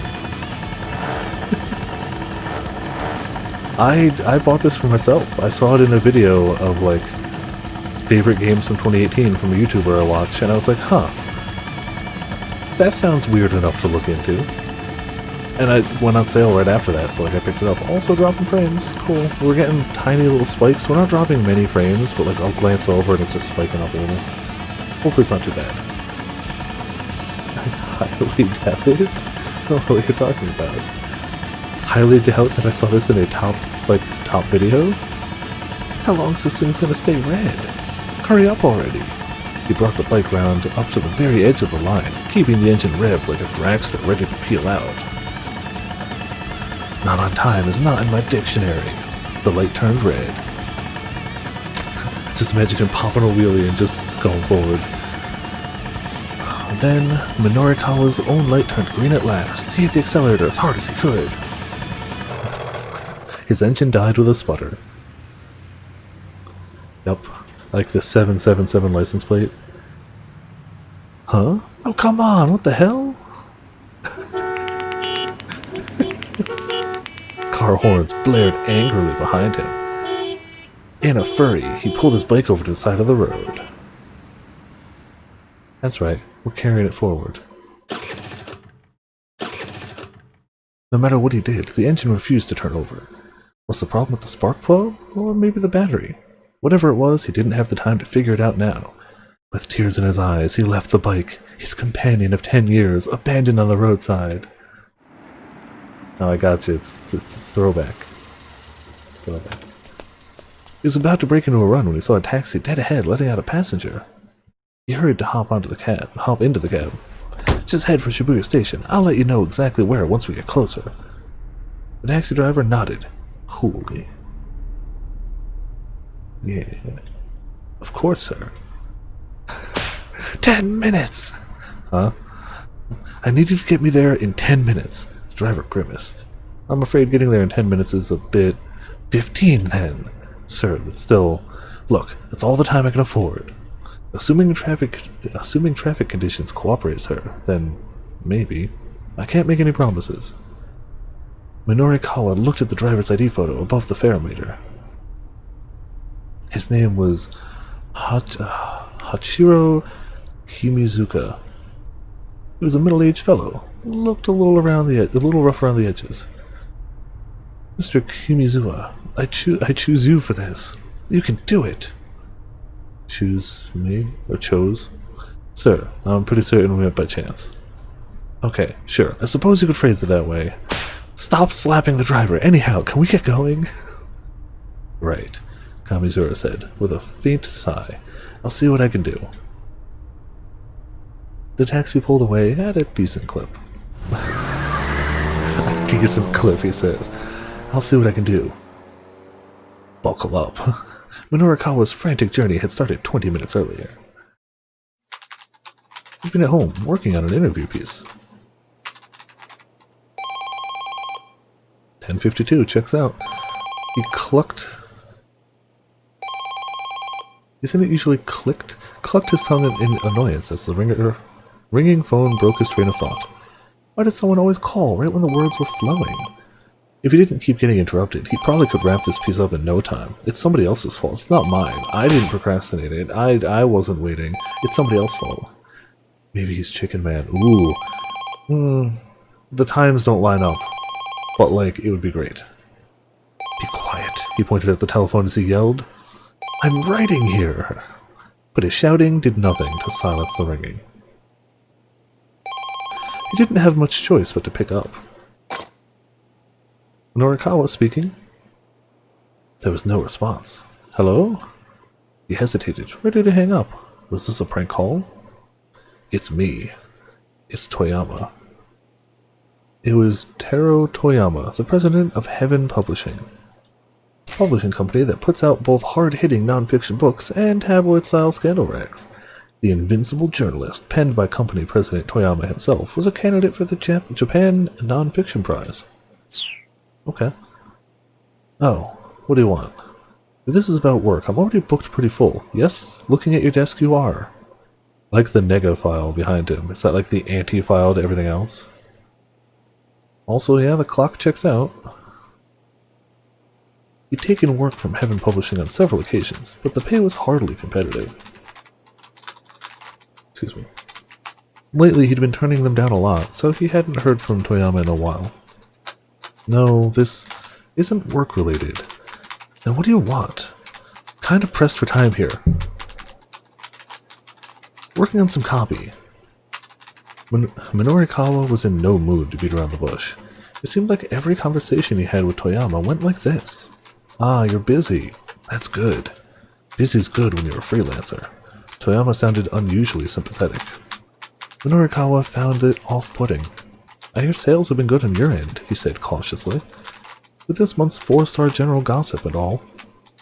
4-Star General Gossip, it's a monthly magazine, Heaven Publishing's flagship publication. Magazine focused on the private lives of celebrities, and politicians.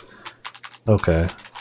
Cool, so it's one of those. Most of the articles found on its pages are random nonsense, but 1 out of every 100 or so contain an actual major scoop, making it a difficult outlet to ignore. When only 1 out of your 100 articles has something worth reading?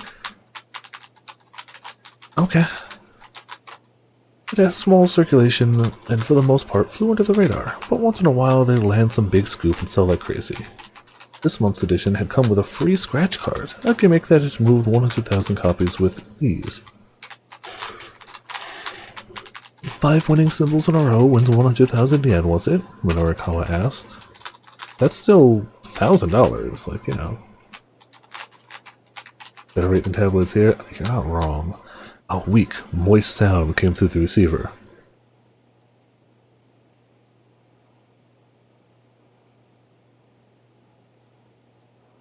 What?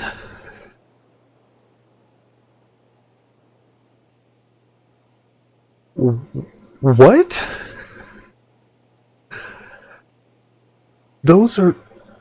That's a string of text I have never thought to read aloud. Baffled, Minorikawa listened more closely. It came again, then again. Ah, it's a moist sound that just keeps coming, gotcha. Kinda sounded like sobbing.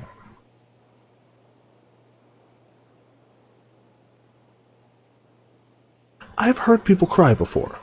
And maybe it's just me. Maybe this is just me. But I have never, ever, ever once heard somebody crying and go, man, that sounds moist. What kind of man is this? Mr. Toyama, are you crying? There was another soft sob. See, a soft sob is perfect as a description. And then yet another. What's going on? Where are you? Minorikawa asked. At the office, Toyama managed. He let out another mewling whimper. Even that's more accurate. What's the matter? It's nothing. Sure. Yep, guess it sounds like nothing. Guess you don't need my help.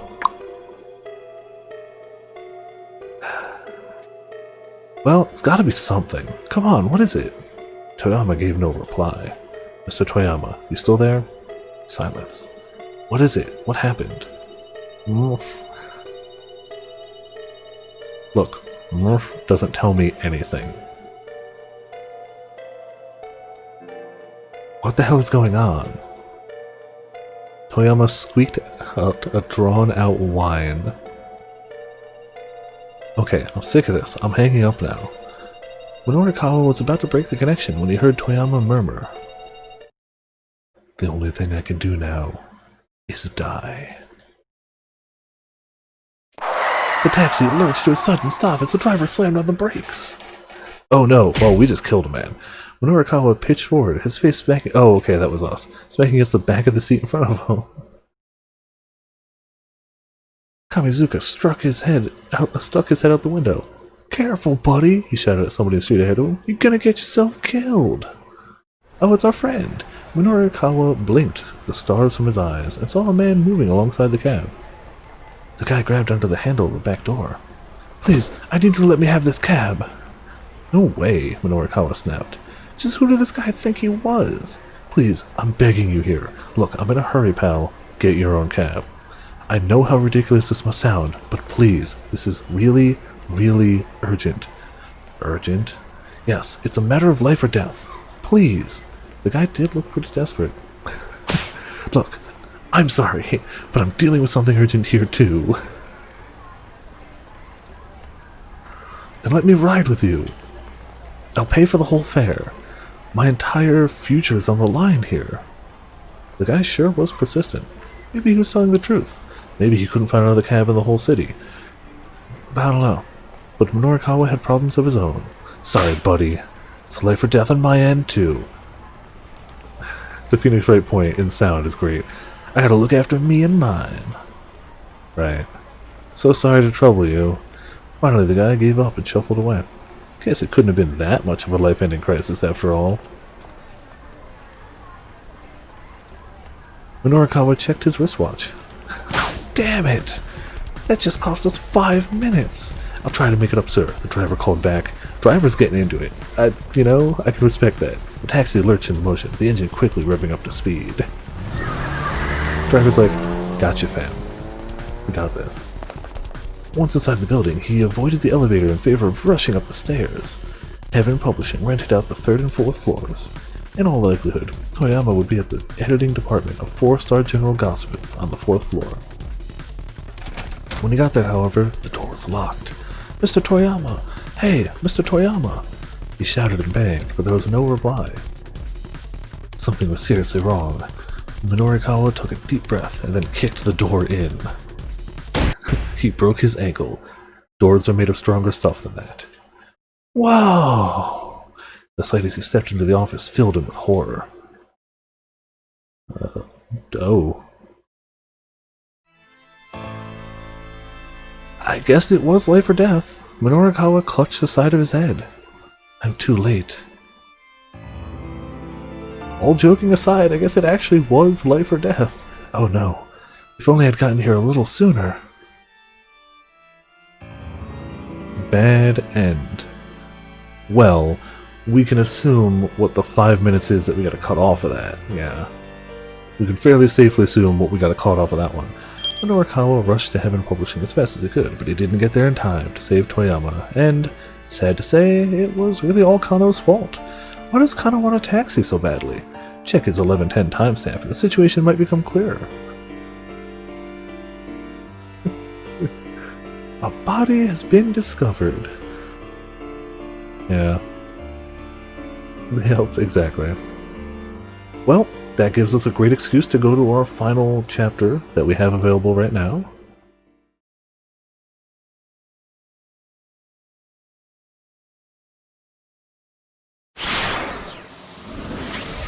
Alrighty.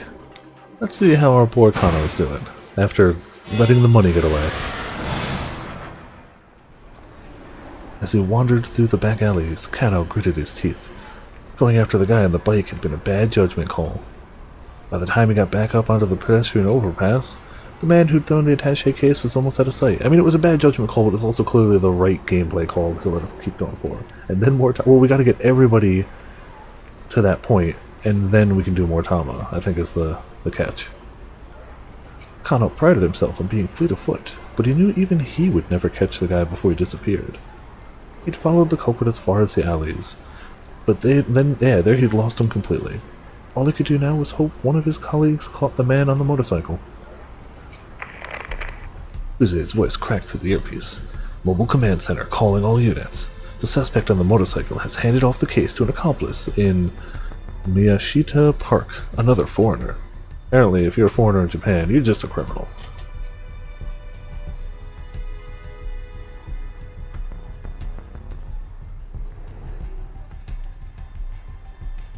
For real? Kano muttered. One thing immediately struck him as strange. Why hand the case off to someone else at all? Why not just escape on the bike? The man with the motorcycle dumped the bike and fled on foot. We've retrieved the bike and run the plate, and we've determined it was a stolen vehicle. The advanced police communication system is carefully maintained. By using the digital wireless systems in their patrol cars, officers are able to directly access the station's computer network, allowing them to quickly check and see if an individual is on the wanted list or if a vehicle is stolen. Internet is what we call it now. Internet. Wi-Fi, cellular network. You know. We still don't have enough details to positively ID the suspect. The suspect now carrying the attaché case is headed through Danganronpa, also on foot. We've got him under observation. Danganronpa, huh? That wasn't too far from where Kano was now. I feel like this is the first time we've had one of these stupid, like, Viper reading things wrong references continue from game to game. Which makes me worry if we ever do if I ever decide to actually stream, what's the name of it? Darksiders? Isn't the second one, don't you play as, like, first one you play as Death, I think, right? Second one you play as, I want to say War, but don't you play as Fury in, like, the third one? Like, if I ever stream one of those and they're referring to, like, the Fury constantly, like, it's gonna be a furry game, ain't it? It's Darksiders, right? Hold on, I have it here.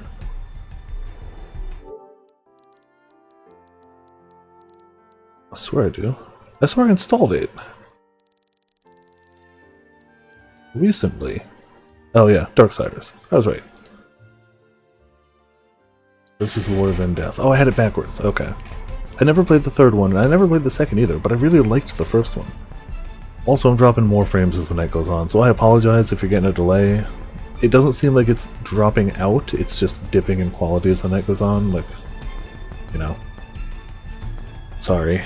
Looks like we're dealing with a foreign crime syndicate that's familiar with Shibuya. All units head to Danganronpa. But do not, I repeat, do not attempt to apprehend the suspect with the case. Let's see where he goes. Yeah, sorry.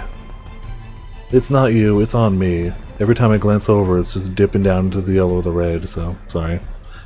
Kano nodded to himself. Without knowing more about the crook's MO, letting this guy go for now was probably the only right call. I just want you all to know one last thing. Kuse's tone grew more solemn. Whatever happens, I know I can count on each and every one of you. Don't disappoint me. Over and out. Kano had the unsettling feeling that the message had been meant for him. He did specify every one of you, so I can see how you'd think it would mean you. Right, it's now or never. The sudden appearance of the syndicate and its bizarre actions were rapidly moving things beyond the jurisdiction of both the MPD and the local police. Mustering his resolve, Kano headed for Danganronpa. Kano pulled his cell phone out of his pocket. It was Rumi calling. She knew full well he wasn't supposed to take private calls while he was working a case. Maybe it was an emergency? He decided to pick up. Rumi? I'm sorry. Are you in the middle of something right now? Kind of. Is this an emergency? Well, yeah. So I'm in Shibuya right now, and... Shibuya? Why did she have to be in Shibuya now, of all times? So, my father came down from Nagano all of a sudden.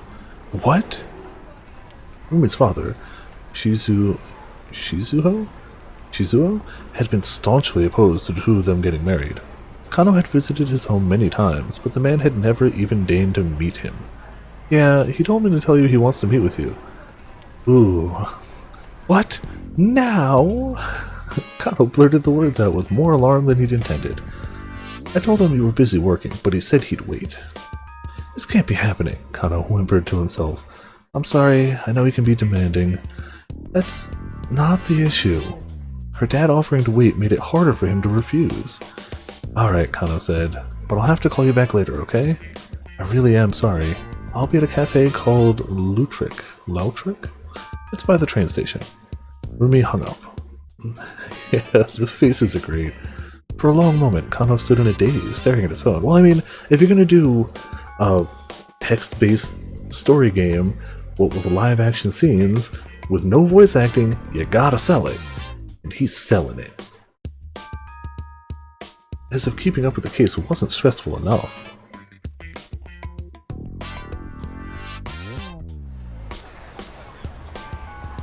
At last, he stumbled into motion, but even as he scoured Danganronpa for any sign of the criminal, his mind remained fixed on the meeting with Rumi's dad. There was no way of knowing when he'd be done with his casework today. Or could he really pass up a once-in-a-lifetime opportunity to get her father's approval for her hand in marriage? Odds are that this will not be the only once-in-a-lifetime experience Detective Kondo winds up having today. Game? Well played. Well played, game. The game knows, and we know. Maybe he could slip away for just a bit? There were plenty of detectives still tailing the suspect. Taking 15 minutes or so to meet with Shizuo wouldn't be such a big deal, would it? So this is the chance that either puts us in the way of the taxi or doesn't. Which one do we want to see, / which one do we think is going to put us in the way of the taxi? I feel like A puts us in the way of the taxi, right? We can pretty much agree on that, because that's the one with the more timely thing on it. Life or death, I suppose. The job to focus on seems a little less like he'd try to hound a guy out of a taxi. So that's what I think the right answer is. Which do we want to see? I kind of want to see him try and drop his job to ask for... Yeah, I kind of want to see A too. I feel like B is the right answer, but I kind of want to see A. I kind of like it. So I'm going to go with it. So now or never, Kano decided, his future happiness depended on winning over Shizuo. He might not have the opportunity later if the kidnapping case wound up going south. He'd just have to make sure he didn't linger too long. He was trying to decide the best way to save as much time as possible when he caught sight of a taxi passing by. And he stepped out into the street to flag the cab. That's not how you hail a cab. Just in case anybody here hasn't been to a major city. That's not how you hail a cab. If you do that, you die. I feel like it's common sense, but I want to be the voice of reason here to be like, don't do that. Clearly it's how you do it in anime-inspired video games. Don't do that in real life. That's not how you get a cab. It's not at all. The station wasn't too far away. I mean, in the current day and age, you just install the Uber app on your phone, but still, don't hail a cab this way. The station wasn't too far away, but it would be faster to take a car than run there. So... Damn it, I'm so glad we played this from the other guy's point of view first. Because, like, from the other guy's point of view, I was like, oh shoot, we should give the cab to this guy. This is like, if he says it's life or death, it's a life or death. Like, he got a new lead on the case, like, yeah. And I thought the guy in the cab was like, whatever. So I'm really glad we played it from his point of view first. That played out much better. The station wasn't too far. Oh yeah, the taxi screeched to a halt. Careful, buddy, shouted the cab driver through the open window. You're gonna get yourself killed. Looking more closely, Kano saw that there was already somebody in the back seat. That's what the light on top of the taxi lets you know about, by the way. Well, crap. He hadn't considered that the cab might actually be already be taken. Kano. For a smart detective, you are a dumb man. Still, he didn't have time to wait for another to come along. Kano leaned in close to the back door of the taxi. Please, I need you to let me have this cab. Beggars couldn't be choosers, after all. No way, snapped the passenger. He didn't seem the gentle type, or genial type. Please, I'm begging you here. Look, I'm in a hurry, pal. Get your own cab. I know how ridiculous this must sound, but please, this is really, really urgent. Urgent? Excuse me. I mean, you're not wrong. He hasn't really been shown to be a smart detective other than apparently passing whatever tests it would take to be a detective. He did try to bribe somebody with food. He absolutely keeps a diary of really cheesy fortune cookie-esque notes. His dick diary. You're right. No, he's actually... Yeah, that's fair. Didn't say anything about taxis.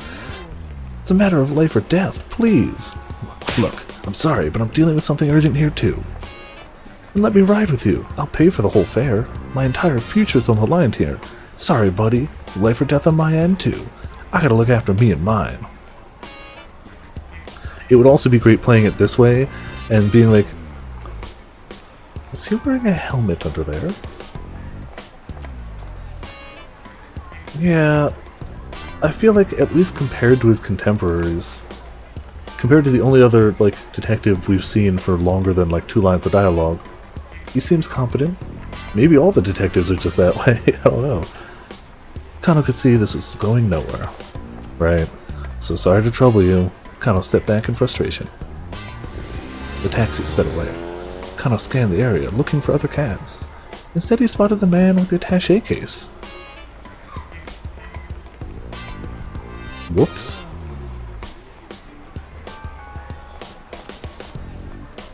Oh, you're right, yeah, Sauce got the drink. Which was apparently the right answer, I guess. Or maybe that one didn't impact story stuff. It was a stroke of dumb luck, but Kano wasn't going to lose sight of him now. He decided to follow. Further up along Danganronpa, in the direction the perp was headed, was where Yamate Dori joined Route 246. Maybe the guy was planning to meet up with a getaway car. No, wait, hold on. If that were the plan, why would the gang have ditched the motorcycle earlier? Kano started tailing the man, racking his brain all the while. The suspect turned down a narrow side road. He wasn't headed towards Yamate Dori, or Route 246 at all, but back towards Shibuya Station. What in the world was going on? It was starting to feel like the crooks were just messing with the investigation team. Kano radioed Kuze on the wireless. The police wireless system is digital in order to make transmissions more difficult to intercept. There are several different... I like how 2008 digital made it harder to intercept.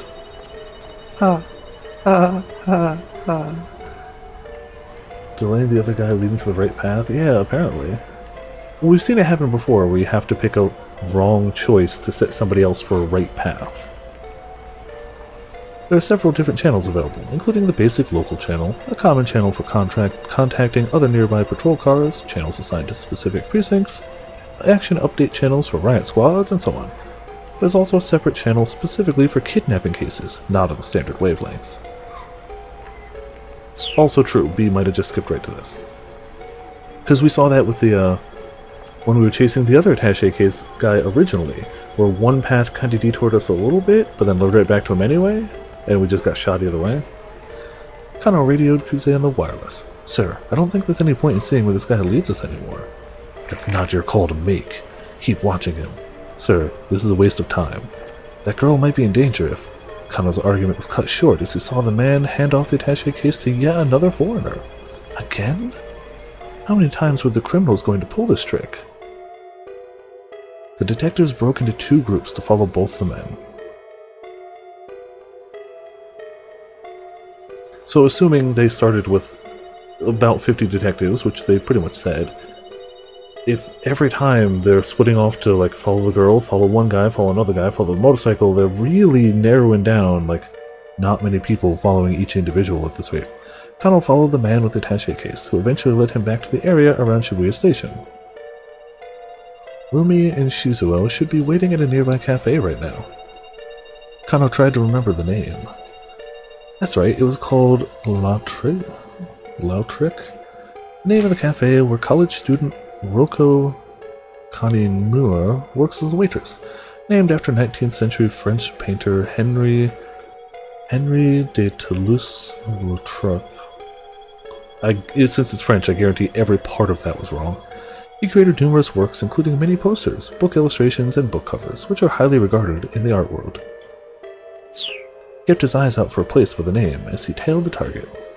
Yeah, let me keep an eye on this perpetrator, but I'll also look for my potential future father-in-law. Before long, he did spot the cafe.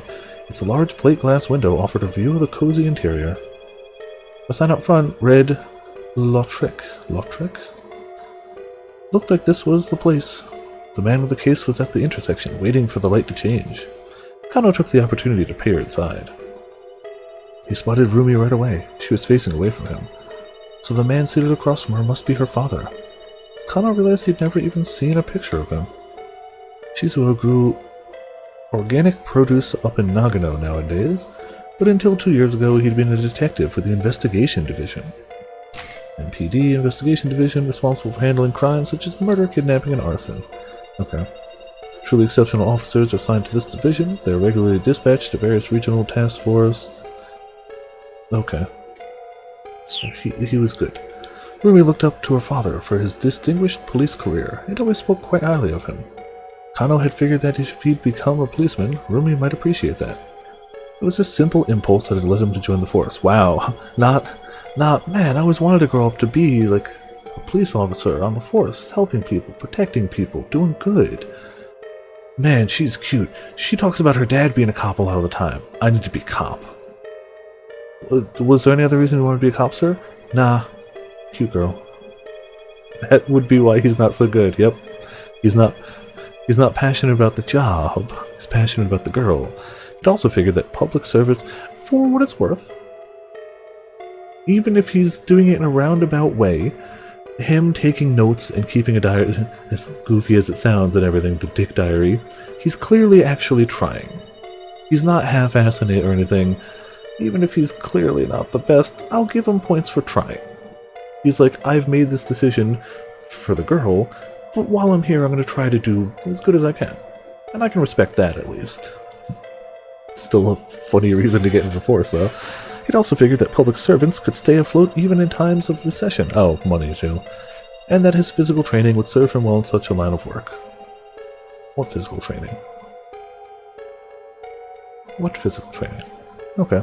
Once he was a policeman, he thought he could approach Shizuo with his head held high and ask for his blessing in marrying his daughter. Okay, so it was mostly about the girl, but not exclusively. The money, too. But after Rumi graduated from university, Shizuo had up and retired from police work. Even Rumi didn't know why he'd made the decision. Kano had traveled to Nagano many times to ask Shizuo for permission to marry her. Wrestle bears? We don't know. Yet. Maybe. I'm gonna go with that. Until we learn otherwise, yes, he's gotten his physical training by wrestling bears. Until we learn otherwise. But the only response he ever got was, I'm not giving away my daughter to any cop. Kano had never even gotten past the intercom before her father turned him away. Years on the force had nearly made Kano lose sight of what had driven him to become a policeman in the first place. And now, the chance to meet Shizuo face to face had finally come. He peered intently into the cafe. Across from Rumi sat an older man with a grim expression. Just who is this hard-faced fellow? It took a lot to rattle Kano, but this guy looked scary. Could this really be his sweet little Rumi's father? The prospect of meeting with him later filled Kano with sudden dread. The man went into the JR Shibuya station and stood before the ticket machine. At least he's picking to continue following the perpetrator. Even if I was the one that was like, nah, go for the girl. It looked like he was planning on boarding a train. A scene from a popular movie about a kidnapping sprang into Kano's mind, where the crook had made off with the ransom money after it was tossed out the window of a train. What if this guy managed to get outside the dragnet and pull a stunt like that? Excuse me. It looks like the suspect is going to board a train, Kano informed Kuze over the wireless. Make sure you stay on his tail. Apparently Kuze still wanted to string the perp along for a bit. We've got the lizards ready to pursue. Japanese police lingo from motorcycle squads. Oh, see, I didn't know that. Cool. That one I had no idea. We'll re-establish our dragnet around whatever station he gets off at. The man purchased a ticket from the machine and passed through the gate. There was no way to tell what station he bought a ticket for, but it looked like he was heading clockwise along the Yamanote line. Kano used his prepaid card and made his way through the ticket gate as well. Offers do not actually get free rides on public transportation simply by flashing their badges, as is so frequently depicted in TV shows and films. Doing so might risk alerting the suspect. For this reason, prepaid cards are provided ahead of time. So they do get free rides. They're just paid ahead of time. It's still a free ride from the officer's point of view, right? Okay, whatever. I feel like that's semantics, but that's fine. An announcement chimes signaled the imminent arrival of a train up the platform. The man made his way up the stairs, looking calm and composed. He showed no sign of checking for pursuers. Kano hurried after him. It is weird that they're not at least looking around a little.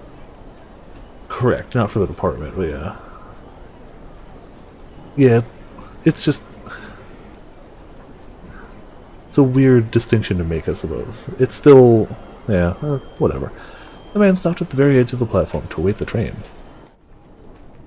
Not ideal. There was no way for Kano to get close without sticking out like a sore thumb. The train glided up to the platform. The man gave a quick look around as he stepped aboard. Kano followed.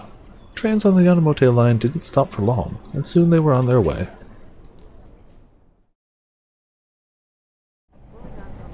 Glancing around, Kano noticed other MPD investigators who had slipped aboard the train as well.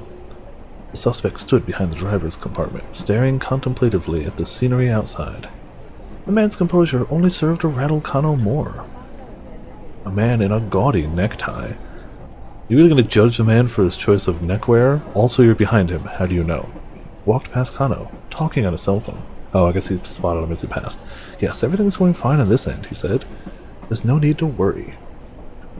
In his other hand, he carried the same sort of attaché case as the man they were tailing. He headed right towards the driver's compartment and stood next to the suspect. Well, now that's not suspicious. Kano leaned his head subtly, straining to make out what he could of the phone conversation at the other end of the car. Yes, of course. 225 pages, all fully proofread.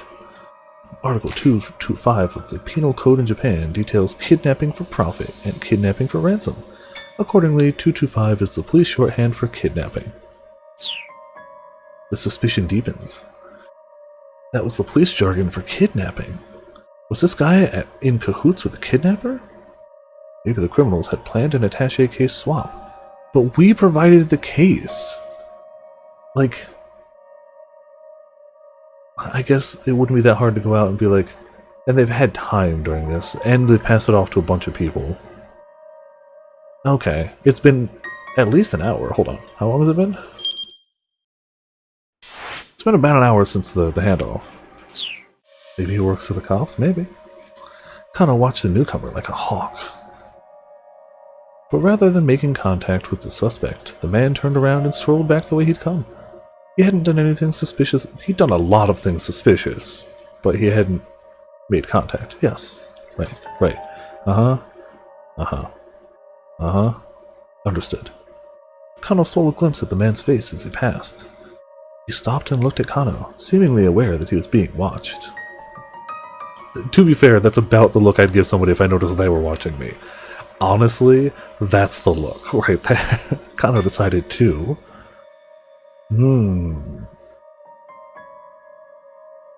Do we just continue to awkwardly stare back at him? Or do we look away nonchalantly, even though he totally caught us staring at him? Do we embrace it, or do we like, no, I wasn't looking. Baka? Kano would stare. I'm down for that. I feel like that's fairly in character for him. I don't know at this rate what the right or wrong one is, so like, may as well embrace it. Yeah, I'm fine with that. Especially because it's so easy to go back to different decisions at this rate. Kano decided to stare him down. Ah, my apologies, the man said. He shut his phone with a click. I know it's rather rude to talk on one's cell phone when you're on a train. That's just common decency. The man affected a smile, then headed back to the car from which he'd come. Sheesh. I guess I overreacted.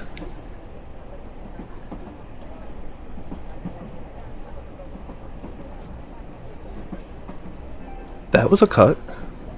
You gotta stop staring at everyone, an oddly dressed passenger murmured into Kano's ear. Blend into your surroundings more. Of course it's him. Sasayama, when did you get here?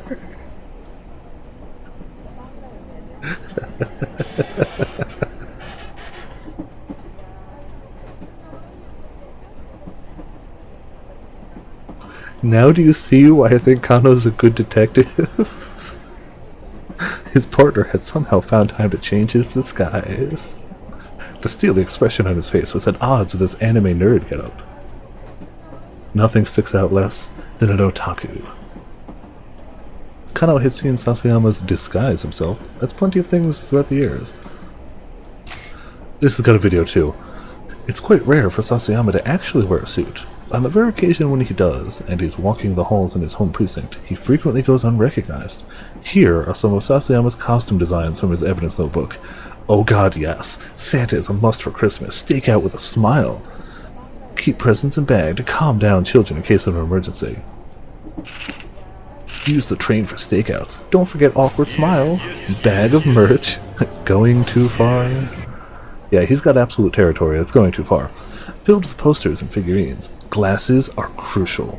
Prized possession clutched to chest. Pointers draw attention in crowded train cars. Tragic expression. Sunglasses. Suit and posture amplify wild animal side. To be fair, in terms of disguise as a cop, you're right, it's perfect. Nobody would go and think, cop? Nobody. Disguised for stakeouts at dockside warehouses. Let coworkers know beforehand, so as not to be mistaken for the real thing. La! Arrest crooks while practicing discipline. Might help to stop funeral robbers. Handcuffs up sleeves.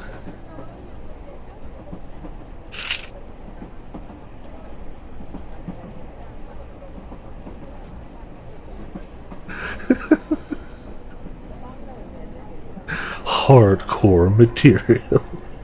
For nighttime stakeouts, plenty of exposure. Emphasize bulge in final version. Bulginess in final version.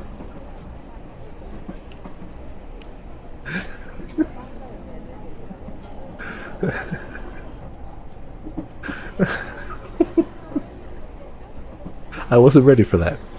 I wasn't ready for much of that, but I really wasn't ready for that one.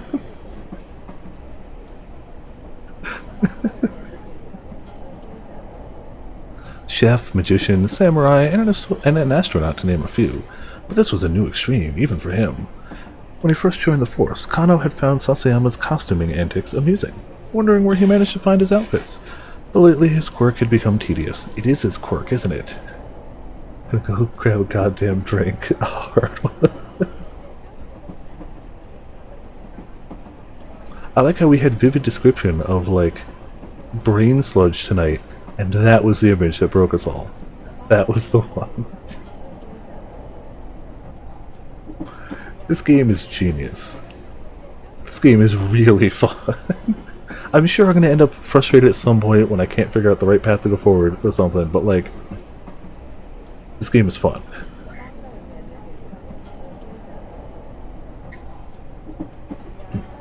You like the ocean? Huh? Never mind. Sasayama pulled a small bottle from his breast pocket. There it is! Drink this while you can. Guessing you haven't eaten. Oh no. He hasn't eaten. He hasn't even slept in a while. Oh no, he's gonna die. Huh? What's this? The least I could do. He handed Kano the bottle, then slipped away into the next compartment. He's gonna die. Oh no. You poor, poor man. He'd pulled an all-nighter and hadn't eaten, so he was glad to have something. He took a sip. Oh no. Oh no. Whatever this was, it was bland. He's gonna die. It almost didn't taste like anything. Just what had Sasayama given him? Oh, we gonna hit a bad end hard. Ah, what the heck. Anything's better than nothing. He brought the bottle to his lips and chugged the contents. Oh, he's gonna die. He suddenly got a massive head rush. He felt a heat. A heat like a burning that spread from his insides throughout his whole body. No, that wasn't right. It was an ache. It was a ferocious ache. Oh, no. Burning that spread from his insides to his fingertips. And there was pain. A numbing that spread from his insides all the way down to his toes. Burning. aching, hurting, burning, aching, hurting, burning, aching, hurting, twitchy, itchy, dizzy, sleepy, chilly, willy-nilly. This was not good. This was super duper not good. He broke into a cold sweat, his forehead drenched, his body damp and clammy all over. He felt his grip on consciousness slipping. Sasayama, what the hell did you do to me? With bleary eyes, he squinted to read the writing on the bottle.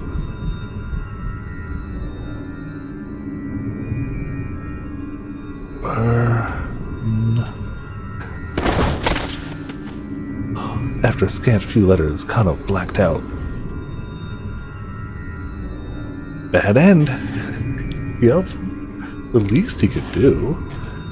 Whew. Oh man. Kano blacked out after drinking an unknown substance without checking to see what it was.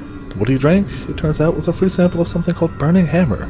But don't blame Sasayama. He was just passing along the sample he got from someone. We gotta go back and not hand him the sample. Alright? Back we go. Back to Tama. To hand it to someone else. I can't believe that decision was important. I can't believe that decision was important.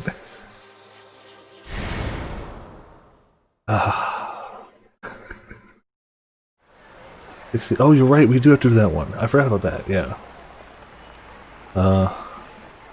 Yeah, force it off on the businessman to the left. Clutching the free sample in my furry fist, I try to force it off on the businessman to my left. He looks a little familiar too, but maybe not. Here you go, sir. A free sample of Burning Hammer, the latest and greatest diet drink.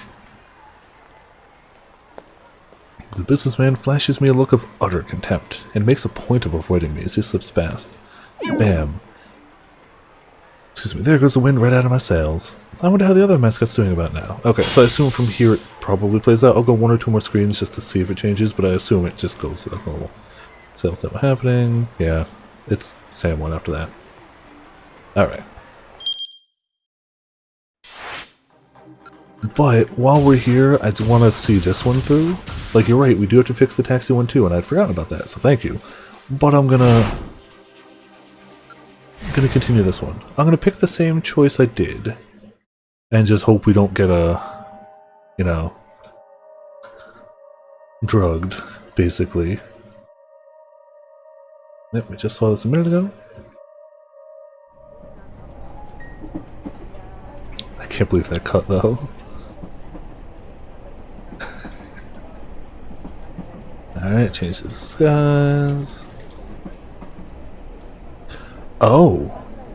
We don't get that little video. That's the wrong button. We don't get to check. We never would have seen that if we never gave the drink to him. Not only do we get a bad end, that's the only way we can check that list of his disguises. We don't get it this way. Wait, there was more there, wasn't there? Hold on.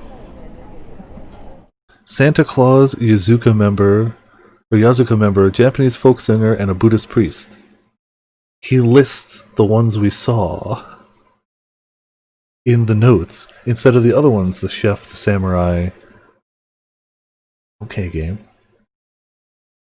Japanese folk singer is apparently the nightclub guy. When he first joined the force, Kano had found Sasayama's costuming antics amusing. Yep, we got that one. Concentrate, keep your eyes peeled. Sasayama gave Kano a pat on the backside and slipped away into the next car. You could have just said back. Unless you mean he patted his ass, but you know. The suspect, meanwhile, was still staring out the window. The announcer's electronic voice filled the train compartment. Next stop, Harajuku. Next stop, Harajuku. Huh? Kano almost cried out. The suspect was moving towards the exit door. Apparently, he was only taking the train one station down the line. That all happened in one station? Damn. Wesker! Everyone's Wesker. Just imagine potions running down the street. Wesker! Wesker! Wesker! Wesker! Wesker! You're Wesker! Anybody could be Wesker! Train pulled into Harajuku Station and the man got off. The area east of Japan Rail Harajuku Station, corresponding to Jingumai 1 Chrome in Shibuya, once a bustling Shukuba, or post station, where travelers could rest while journeying across the country. In modern times, it bustles instead with high schoolers after school displaying flashy young fashion. Clothing and accessory stores and fast food restaurants line the streets. Many cutting-edge trends in Japan youth culture get their start here. Okay. The Wesker Inquisition. For sure. The detectives following him disembarked accordingly. The suspect walked along the platform and took a seat on an empty bench. Was he checking to see if he had a tail? Sticking around on the platform at a station where he just got off was pretty unusual behavior. Not wanting to arouse the man's suspicion, the investigators from the MPD made their way down the stairs as inconspicuously as possible. I don't know why. English failing me at midnight. Kano, however, had a sudden inspiration and went to speak with one of the station attendants. Sorry to bother you, but I think I left something on the train just now. He tried to keep an eye on the man on the bench as he fed his story to the attendant. The suspect sat silently on the bench, attaché case clutched securely in his arms. He didn't really look like he was checking for a tail. Was he waiting here for someone else then?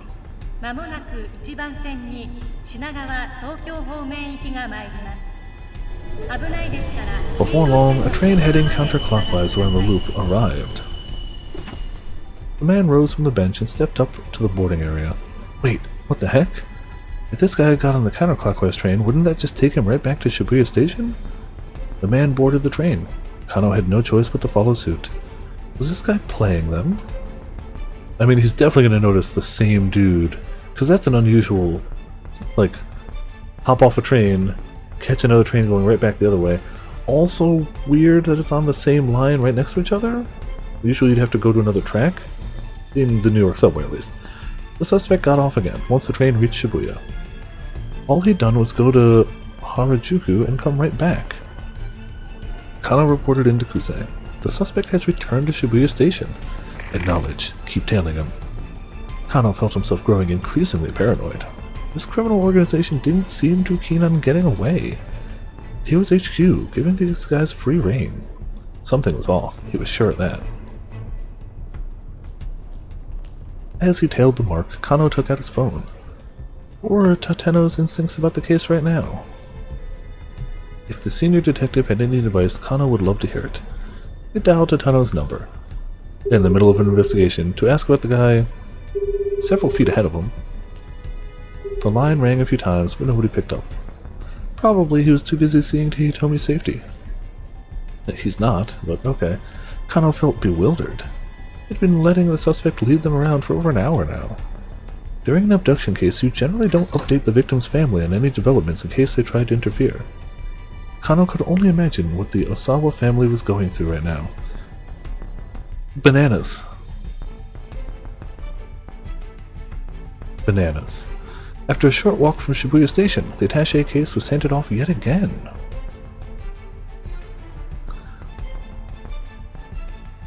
Armani? I thought it said armband for a second. I was going to be like, no, he's not wearing an armband called with armband printed on it, is he? After a short walk from Shibuya Station, the attaché case was handed off yet again. This time, the recipient was a tall, dark-skinned man. Again, the Shibuya-based task force split into two groups in order to tail both subjects. Kano stuck with the man who had the case. As the previous man had done, the newest suspect wandered around Danganronpa for a while. Oh hey look, a blue van. Repeatedly looping around and around the same locations was a weirdly roundabout way to make a series of handoffs. Excuse me, detective? Kano turned around with a start. Oh hey, he said, I know you. It was Leland Palmer, a lecturer who'd been an eyewitness to the kidnapping. The man practically radiated concern. How is Maria doing? Maria? Is she alright? I'm very, worried for her. His Japanese was more halting now. My heart, it is with her family. Kano gave a quick look around. It didn't appear that they were being watched. Maybe Palmer knew more than he told the police earlier. If Kano talked to him now, he might get some additional clues. Or if the syndicate spots us, my cover's blown. We're hosed. I can't stick around like this.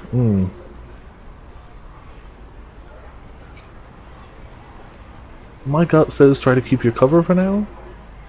It's possible he knows more, but I don't think he's, like, led on towards it. So my gut is try to hold cover as best you can, and if he stays to talk to him, he'll lose the tail too. So I'm gonna pick B. We might have to come back. If the city gets box outs, my cover's blown, we're hosed. Can't stick around like this. Leland, I'm sorry, but at this stage I can't share any details. Is that so? Oh yes, of course. Leland cast his eyes down and hung his head. Please don't worry though. We are still hard at work investigating. Ah yes, thank you very much. With that, Kano turned away from the lecturer and went back to tailing a suspect. I'm sure nobody trying to lose a police tail with 50 million yen in their, hand would have definitely had their ears trained to hear the words, "Hey, officer," aimed at somebody behind them. I'm sure he didn't notice. He pulled his phone from his pocket. It was Rumi again.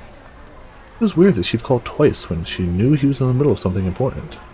Had something happened while she was waiting at the cafe with Shizuo? Kano picked up hurriedly. What's the matter?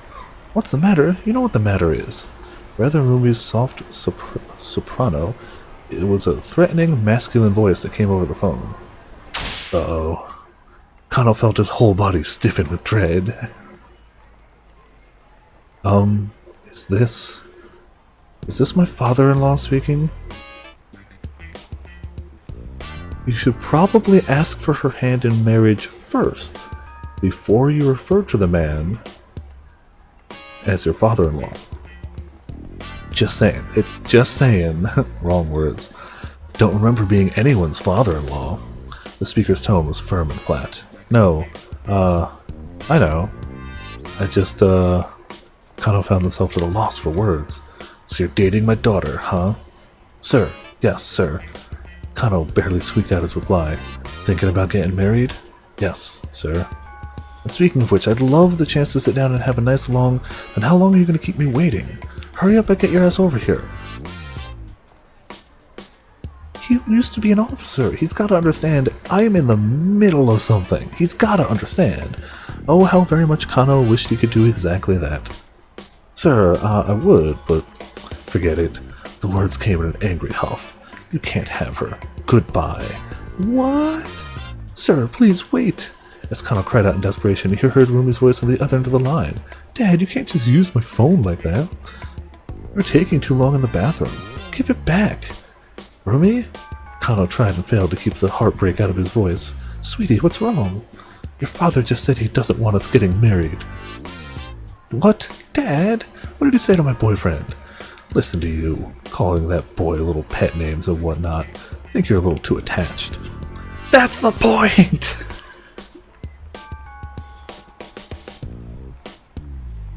That's the whole... Yes.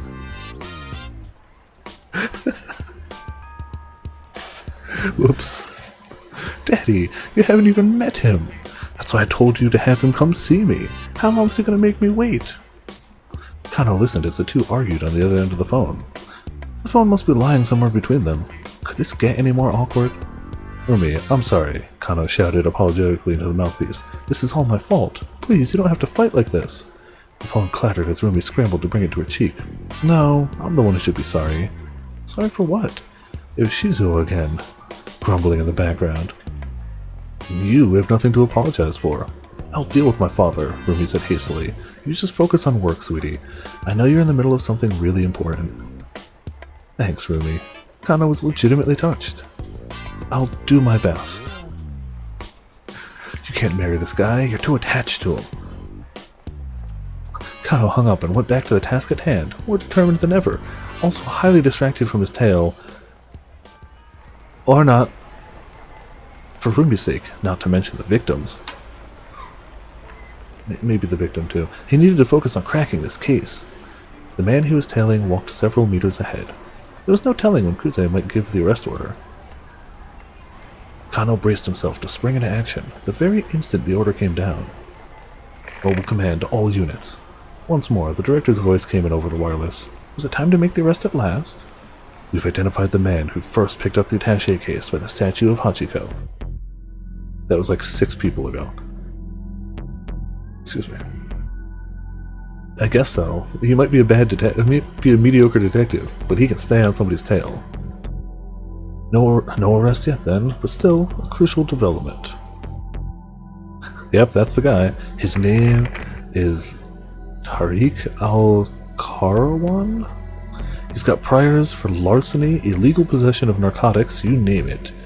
He belongs to a foreign criminal syndicate that's operating in Shibuya. Kano felt his apprehension rising. Okay.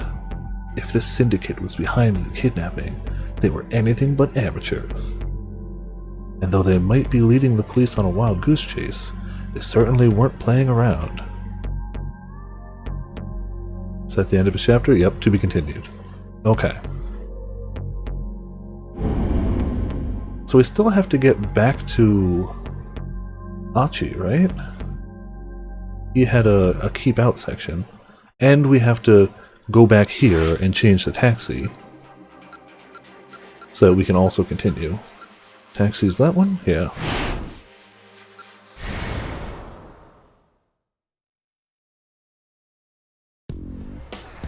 Taxi doesn't fit Kana's story at all then? Yeah, probably not. Or it gets him to a bad end somehow. Got a job to focus on. Not right now, got a job to focus on. Kana shook his head to clear out the foolish impulses. What the hell had you been thinking? The girl's life was on the line, right? Marrying Rumi was more important to him than anything, but now wasn't the time. Besides, now that he thought about it, running out on a critical investigation to meet with the old man probably wasn't going to score him any points. Rumi's dad didn't strike him as somebody who'd approve of shirking one's responsibilities. Kana would just have to wrap up this kidnapping case a little ahead of schedule. Then he could have a proper sit-down with Shizuo. As he considered his plan, he caught sight of the man with the attaché case walking by. Yeah, and this should be where it picks up there anyway, right? Yeah, it seems like it's the same one.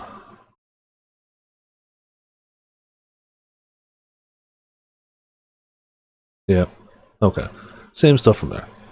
But that should help Mr. Guy. Is that really where it ended off? Yeah, I guess so.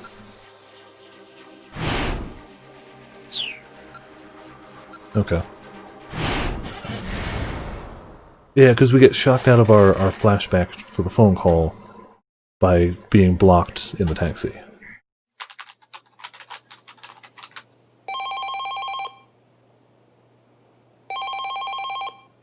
Alright, so we'll just let this go. Just gonna hold down the X button. Let it go through. Maybe we make it in time? I feel like taking your bike, having it break down, getting a cab, being stuck in traffic, and 15 minutes later, I feel like it's not gonna be enough time to stop what happened, but we'll see. Loudly typing in the distance. I wish you could more quickly speed this up. The only real complaint I got so far, I wish there was a way to just go to the next, like, not, like, new bit of info. Yeah, hold for speed up.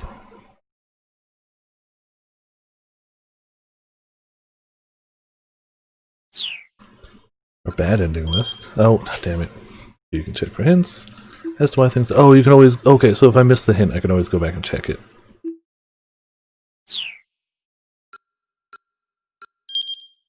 Those are some options. Alright, well, it is what it is then.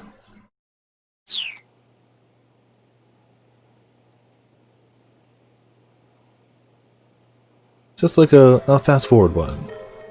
Would be nice. But you know.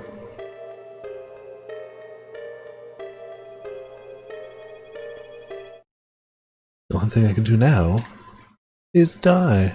Yeah. Taxi's tires squealed as the cab rounded a corner. The shift in momentum made Morikawa topple over in the backseat. Also, hello, Birdie. Thank you for the host. How you doing tonight? Welcome to Viperland in the chat. How are you doing? There we go. 10 minutes on the dot, the driver announced. Damn. Morikawa righted himself and looked out the window. Shibuya Station. I knew you could do it, Mr. Kimizuka? He told the driver how to get to Heaven Publishing. It shouldn't be more than 5 minutes. Sir, if I may ask, just what are you in such a hurry over? Son of a bitch. I beg your pardon? Kimizuka bristled. Not you, the guy who's waiting on me. Minorikawa said. I'm gonna give that son of a bitch a piece of my mind. Okay. The multi-tenant building where Heaven Publishing had its offices came into view. Building having to work tomorrow. Work has that effect on people quite often, yeah. That's kind of what work do. The taxi stopped outside. Norikawa opened the door as he hurriedly reached for his wallet. Then he stopped. Also, hopefully, you get a good rest tonight and it at least goes well tomorrow. What if the worst had come to pass and he needed to take Toyama to a hospital?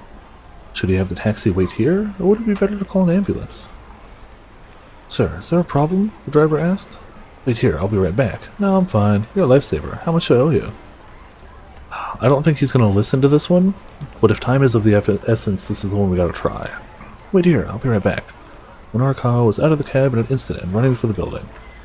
Once inside, he avoided the elevator in favor of rushing up the stairs. Heaven Publishing rented out the 3rd and 4th floors. In all likelihood, Toriyama would be at the editing department of 4-Star General Gossip on the 4th floor. When he got there, however, the door was locked. Mr. Toyama! Hey, Mr. Toyama! He shouted and banged, but there was no reply. Something was seriously wrong. Minorikawa took a deep breath and then kicked the door in. Whoa! Oh man, cut it close. Toyama was standing on a stool, about to slip his head through a noose that hung from the ceiling. The hell are you doing? Minorikawa lunged for Toyama. The two men crashed to the floor in a tangled heap, and kept crashing for a while apparently.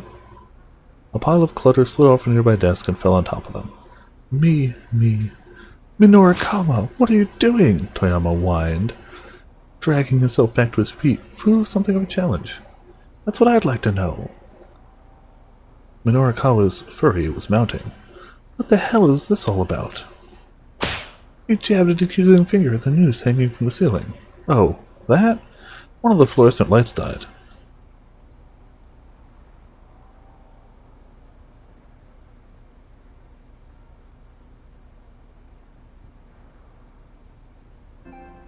And I was just swapping it out. Don't you feed me that bull! What was that phone call all about? That business about how the only thing you could do was die? Tell me! Just a joke. Toyama curled his lips into a faint semblance of a smile. Minorikawa wasn't buying it, but he didn't have time to press the issue. Why don't you have time? A cute little voice echoed through the editing office. That might be why he didn't have time. Daddy, I'm back from the store. Oh, he was gonna let his daughter find him? Dude. That's messed up. The little girl came walking in, carrying a length of rubber gas tubing. It was Toyama's 5th grade daughter, Hana. Turo Toyama's only daughter, currently 10 years old. The night Hana was born at Shibuya Central Hospital, there was an unexpected fireworks display outside the window of the maternity ward.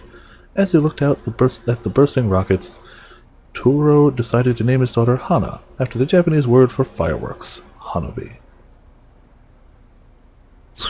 He was going to do that to his daughter? Minorikawa stared. Toyama? You were planning on using that hose to... He hesitated to end his sentence with, gas yourself to death. Well, you know, it's almost gas heater season after all. Also, it's not nearly a long enough hose, but that's good. The hell it is? It was a beautiful sunny April day outside. Well, you know how sensitive I am to the cold. This is getting truly ridiculous. Minorikawa got right up in his face. Listen, just explain to me what the heck is going on, okay? He kept his voice low, but his eyes were steely. Hana clung tightly to her father, gazing worriedly at the two men. No, it's just... Toyama let out a long, heavy sigh of resignation. Damn it! I know how to get to this one, though, I think. I do. progress further, you need to jump from another protagonist. Yep. Yep. Yep. Okay. So we already knew that, but they told us the hint that we already knew. Back to Tama. They just told us the time and I already forgot the time. It's here, right? Yeah. There's the jump. Oh, they mark that for us. That's great. If we've discovered it, they mark it. Hell yeah. Really, really happy about that. It's a small thing, but I like it. Don't let it get you down, sir, I say, hoping to comfort him. And Mr. Bossman just lets out a sob-choked sigh. Time to sigh the hell over back to him. Somehow. I don't understand this, but we don't have to. Tama's the key. That's all that matters. No, it's just... Toyama let out a long, heavy sigh of resignation. It's the scratch cards that were in the 4-star general gossip. Type of lottery card featuring areas printed with a special silver ink. These silver-inked areas can be scratched off with just a fingertip or coin to reveal potential winnings, providing a quick speed lotto fix. In order to prevent the symbols or letters underneath the silver from showing through, the back of the card is printed in black. Somehow, you always seem to lose when you get your hopes up, but manage to win when you least expect it. Also, hey Mint, how's it going tonight? Welcome to Viperland in the chat. That's where the problem is. And what is the problem? If you shine a light on the cards from behind, you can see where the winning symbols are. Whoa. I messed things up dealing with the printing company. All of this, he gestures vaguely. It's my fault, my responsibility. He proceeds to explain the situation in detail. Word is quick to leak to the internet that there was a way to find the winning symbols. And suddenly, thousands of cardholders turned up en masse to collect. Heaven Publishing was hit with a massive financial liability, and the employees rushed to flee a sinking ship.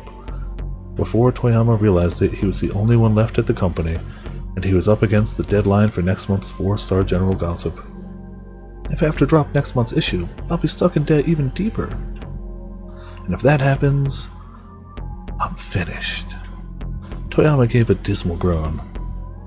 So don't drop the issue, Minorikawa snapped. He pounded his fist right into the side of a cardboard box. Ever just get so mad you punch a box?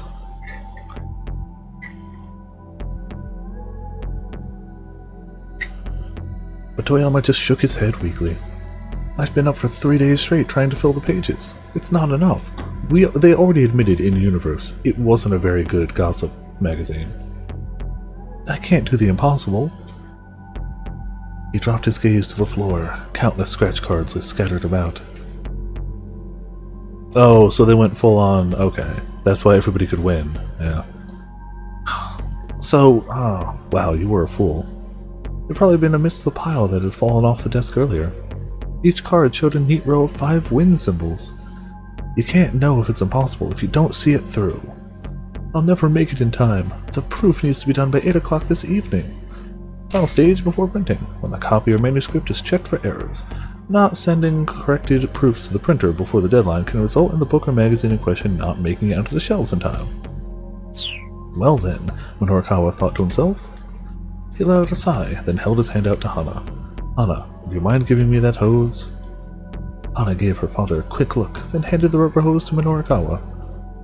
This won't be necessary. He tossed the rubber hose into the trash, then jabbed his finger at Toyama. Show me the layout and the draft proposal for next month's issue. Love these actors. Toyama blinked a few times in disbelief. Huh? You can't possibly be serious. I'm trying to help. Now show me the layout and the proposal before I change my mind. After a brief, incredulous pause, Toyama hurried off to grab the paperwork. I'm just trying to see if it's impossible to lose when you scratch and haul off. Oh no, he's suicidally depressed because he made a bad call, and when they printed the tickets, they didn't print it with a back that you couldn't see through. So everybody heard about it on the internet, went out and bought the tickets, held them up to the light, and went, cool, we know exactly how to win. So now he's in massive debt because he has to pay all these people because he screwed up. And everyone else left his company And if he doesn't get this issue out in time, he'll be even more in debt. We showed up just in time to stop him from literally hanging himself. We didn't make it our first try. He was dead the first time. A layout in publishing speak is an outline of a magazine showing which articles will occupy which pages. Minorikawa gave it a quick once-over, finding that 12 of the pages were still blank and untouched. Damn. He wanted to punch whoever writers had been assigned these pages. See what I mean? Toyama said. It's hopeless. He sounded perversely proud of his failure. Getting enough material to fill out 12 pages by 8 o'clock? Yeah, it was definitely a tall order, alright. Says who? Minorikawa replied. Remember who you're talking to here. You seriously think you can do it? You're joking, right? Minorikawa shot back. I seriously know I can do it. There's nothing in this world that I hate more than a bad joke. Why are you doing this for me? Toyama was getting misty-eyed. I love his sound effects. I'm not doing it for you, you spineless wimp. I'm doing this for poor little Hana. You know, good reasoning. Minorikawa, I'm so sorry. Toyama bowed his head so deeply, Minorikawa thought he might put his face to the floor. Don't apologize to me. Apologize to your daughter. Oh, forgive me. Please forgive me, Hana. Toyama clutched her tightly in his arms. The girl hugged him back on the verge of tears. Hey now, enough of the waterworks. I've got your backs, don't you worry about a thing. Minorikawa picked up the draft proposal for the pages that needed filling. The words Shibuya Scuttlebutt Special. What? Were plastered across the cover sheet in big bold type. Okay, so a 12-page special edition block on Shibuya. Fair enough. And first on the docket, drink yourself thin with burning hammer. Oh no, this reeked of a scam. The only way drinking more of something would make you lose weight would be if it were mixed with a laxative, probably. He's not wrong, that's not what it is. But he's not wrong, that would work. Still, there wasn't enough time to tweak the layout plan now. According to the proposal write-up, a product demo was scheduled for 1 p.m. that day. The location printed on the map was blurry and hard to make out, but Minorikawa had a rough idea where it was. It looked like he didn't have much of a choice but to swing by in the hopes of getting more material. You have to write 12 pages worth of material by 8 p.m.? And so you're just gonna go out to a thing at 1 p.m.? Watch it for a bit, take some notes. Okay. Society of Surveillance, hidden cameras installed throughout Shibuya. The rise and fall of Shibuya's vigilante squad. Where are they now? Washed up screenwriter showcase. Sexy squared. Twin share top prize at local university beauty contest. Shibuya now. Black market organ trap. Wow, that took a... You're being watched. There's cameras. Vigilantes. Haha, wash up screenwriters. Sexy girls. Shibuya now. Black market organ squad. A shadowy foreign crime syndicate exposed. There actually is a shadowy foreign crime syndicate, though. Those 7 pieces were to fill the 12 empty pages. That was the plan at any rate, but there wasn't enough material there to make any headway. Yeah, we got a bad end for another guy with Burning Hammer earlier. It's literally just a drink with so much spice in it that it makes you sweat, and the guy's like, you'll lose weight because you sweat it out, but you can't have it on an empty stomach because it'll make you violently ill. And it ended up in the stomach of one of our detective friends. It didn't go well. The Shibuya Now article didn't even have any proposed content. This sucked hardcore. It didn't look like there was much material for the rise and fall of Shibuya's vigilante squad either. The notes suggested that a few years prior, a group of youngsters in Shibuya had banded together to help fight crime in their neighborhoods. Yeah, we can play as one of the leaders of that squad. I mean, we don't know if he died that way, but it definitely ended his story for that. He didn't get to continue following the guy who was following. They didn't flat out say he died, but like, they didn't say he didn't either. At this point, however, things had flipped around completely, and they'd become a gang of street punks themselves. A turn to the dark side. It had the makings for an interesting article to be sure, but tracking down this gang would take time. Minorikawa was personally intrigued by the one about organ harvesting in Shibuya. So am I. Rumor was that organs were being smuggled out of Southeast Asia and fenced locally at a tremendous price.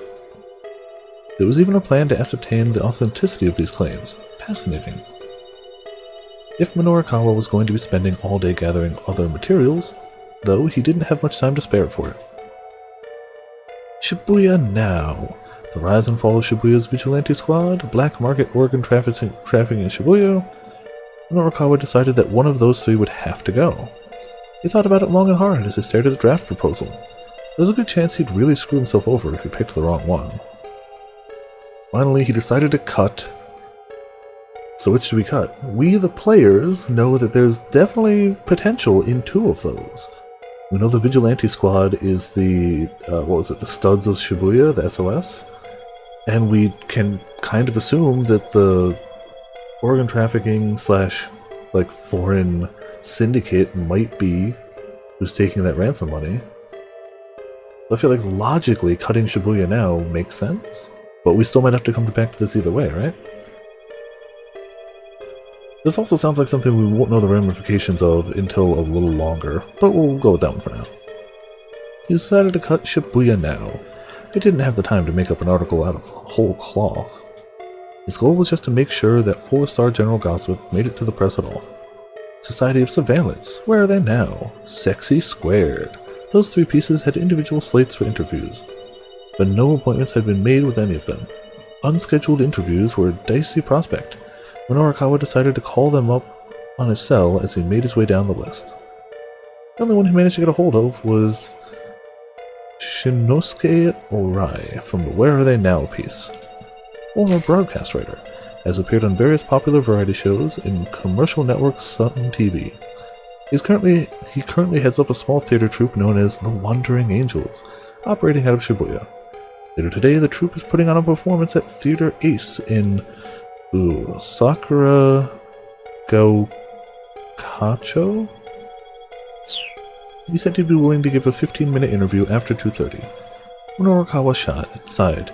He'd just have to get material from the others in a more impromptu fashion then. Putting his nose to the grindstone, he started throwing together a schedule for the day.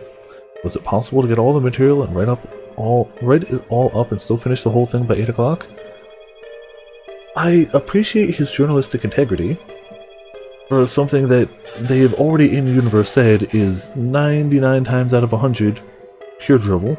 He absolutely could have just typed up anything, and he's like, no, we're gonna do it. It was no use. No matter how he tweaked it, none of his simulations ended with him having a proof ready on time. He just needed one more thing, and that was another writer. Minorikawa zoomed through his contacts list, calling up all the freelancers he knew. The results were depressing. Answering machines. Overseas on business. In the hospital. Currently doing time. Before long, he'd called everyone he could think of, except for one novice freelancer, Shikai Iso. Shikai was a bit of an odd duck, a reporter who was scared of talking to people. Minorikawa had never known anyone who became so hopelessly flustered in a one-on-one setting. In such a rattled state as to be unable to speak, Chikai's tendency to become flustered is famous among her freelance writer colleagues. Once she conducted an hour-long interview during which she only managed to ask her interview subject name in another chapter in The Legend of Hopelessly Flustered Chikai. Maybe. She doesn't seem so flustered she couldn't ask somebody's name in an hour-long interview, though. She wasn't flustered enough to be like, dude, this is a scam. Dude, this is a scam. Dude, this is a scam. Like, she seems a little flustered. But she did forget, that's true. Did she forget everything? Yeah, we'll see. If she couldn't talk to people, she certainly couldn't do interviews. And if she couldn't get any real interview content, she wouldn't be able to write much on the way of copy. Would she come to his aid if he asked? Quite probably. The issue was whether she would hinder more than help. Yeah, that's true. That's true. This was no time for beggars to be choosers. What he needed now were dependable folks he could count on. He decided to email all his contacts from back in his staff reporter days. I'm more curious than anything. I don't know if it's the right answer, but I'm at least curious, so I'm going to pick it. This was no time for beggars to be choosers. Minorikawa decided to call up Chikai.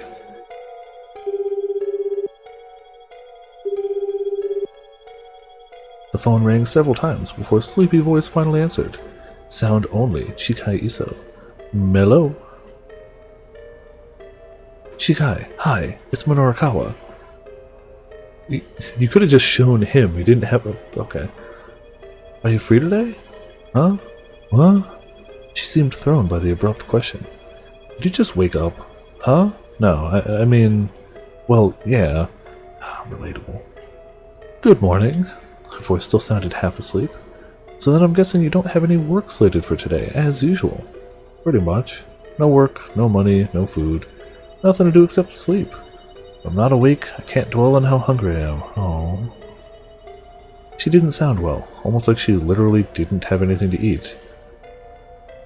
Well, I've got work for you. I'm over at 4-Star General Gossip. Get over here, ASAP. What? You really mean it? That seemed to finally wake her up. Yeah, but hurry. Minorikawa decided he'd assign Chikai to the rise and fall of Shibuya's vigilante squad. First, I want you to take a look around Shibuya for this group of vigilante types. By vigilantes, you mean people who have volunteered to help prevent crime? There was a note of relief in Chikai's voice. Yeah, that's right. Except apparently now they've turned into a nasty street gang. Did you say street gang? Nuh-uh. No way. Absolutely not. Minorikawa could almost see her shaking her head on the other side of the line. What if I get killed or sold into slavery overseas or something? He doubted there was much chance of the latter, or the former for that matter, but still, he understood her concern. Alright, I hear you, he said. Then how about you go hang around Shibuya Station and do some street interviews for me? Street interviews? There was a nervous waver in Chikai's voice now. Mama hasn't eaten anything? Oh man. Yeah, just talk to normal, regular people walking around outside the train station. That should be fine, yeah? But Mr. Mino, street interviews aren't really my, Apparently it was beyond her capacity to give him a simple no. No buts. Just interview at least 10 people and get me an article by 6 o'clock. Okay. Minorikawa had originally planned to axe the Shibuya Now piece because it didn't have any content, but getting some quotes from people on the street would at least make for a useful filler. That gave him a sudden idea. He'd take on the vigilante story himself and have Chikai handle the Shibuya Now. Then what was the point of that choice earlier?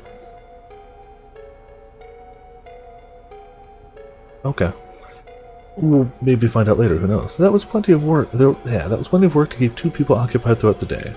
The more time-consuming organ market story would have to be cut. After explaining what kind of interviews he was after, Minorikawa hung up. Maybe, that's true. Who knows? I'm kind of just seeing them through to a bad end and then going back when I have to. But that could very possibly be the case, yeah. Okay, I've gotten us another writer. We'll get through, Toyama, somehow. Toyama shrugged gloomily. Yeah, well, the thing is, there's actually one more problem. Are you kidding me? Minorikawa couldn't hide the irritation in his voice. What is it now? The loan company is sending a debt collector over at 4 o'clock. But as you can imagine, I don't have a single yen to give them. You lie, because you had enough yen to buy a rubber hose.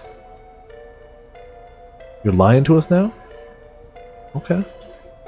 That's less than ideal, yeah. So what's the plan? Well, they've said provisionally that if next month's issue gets published, they'll be willing to wait on repayment. And there's no problem. The issue's coming out guaranteed. But they're not going to take my word on that anymore. I'm going to need to prove it. If we could fill, say, half of the 12 pages by the time they show up, I could probably convince them. All right, Minorikawa said wearily. So for starters, we need 6 pages by 4 o'clock. They had to get all 12 pages done as it was. That made a perfect midpoint to shoot for. Any other problems you'd like to let me know about? He does have a bit of a Dr. Phil hair situation. No, Toyama said. No, that's all. I really am sorry about this, Minorikawa. Again, he bowed his head low. And we had damn it. What's his name earlier? Already spacing the names.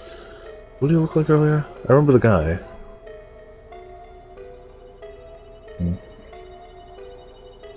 Minorikawa felt distinctly awkward. Oh, Kojima. Yeah, he did look like Kojima. The doctor guy. He had known Toyama for years and had never been cone toad? Is that a real word? Cone toad? Alright, like this before. Yeah, well, just let me handle it, alright? Norikawa unfolded a map of Shibuya. First order of business was deciding where to begin getting content. He marked the editing offices with a circle, then considered where to head next. Diet drink sales demo, center guy. Where are they now? The theater ace. Society of Surveillance, Danganronpa. Sexy Squared. Midoriyama Academy, a university associated with Midoriyama High School. Notable alumni include famous actress Masami Nagahama and National High School Baseball Championship winning pitcher, the Tissue Prince. That's not a name. Oh, gotcha. Okay. Also, hey K-Mills, welcome to the Viper in the chat. How are you doing tonight? Thank you so much for the raid. Welcome, welcome. Its educational philosophy summed up in its slogan, Word, Skill, and Beauty. A very high percentage of winners of the Miss Midoriyama contest go on to careers in the entertainment industry. Alright.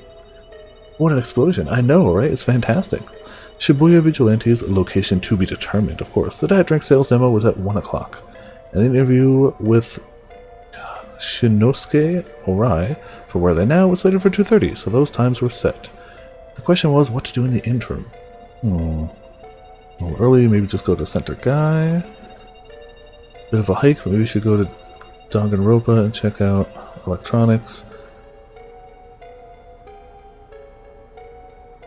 I'm gonna say we're gonna do B. I don't know what the right answer is here, so I'm gonna pick that one. We'll get to that one by 1 PM, I hope. It's what, 11:30 in-game now, so like, he should have time. It was a bit of a hike, but maybe you should go to Danganronpa and check out Edo Electronics. Also, is that going to be, yeah, that's Aki's family store. So, it's all coming full circle, you know?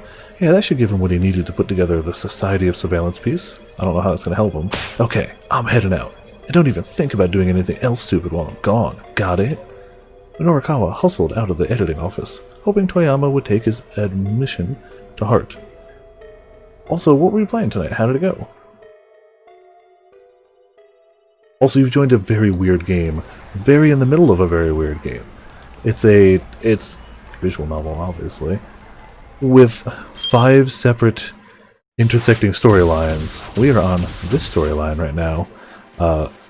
We've gotten a few of them to the point where we can't continue any further till we get everyone there. Oh, we still gotta keep out there, too. That's gonna be tough. So, yeah. It's something. The street article too? Maybe, true. Exiting the building, he hopped onto the taxi that was waiting outside. Oh, you're right, I hadn't even thought about that, but like, obviously it might if he asks the right questions. Thanks for waiting. Can you get me to Danganronpa ASAP? Son of a bitch, when Horikawa bristled. I beg your pardon? That son of a bitch you wanted to give a piece of your mind, sir. Was he waiting for you, like you expected? Cool taxi driver guy. Oh, yeah. And I damn well did give him peace of my mind, too. Heh, glad to hear it, sir. The taxi sped off. Cool taxi driver. I'd call him best character so far, but Tama exists, so you know. Norikawa pulled out the proposal and looked it over again. The idea for the surveillance story revolved around the claim that hidden cameras had been installed throughout Shibuya's shopping districts, upwards of 500 of them. Supposedly, these had eliminated lots of blind spots, and the crime rate in the area had dropped significantly. Damn it. I don't know why I was thinking about this, like, as time was going on. I was like, because I was thinking Tama, and I was like, yeah. No. I'm calling it now. Calling it now. The kidnapped girl was Tama. Maria, I'm calling it now. Bump on the head, amnesia.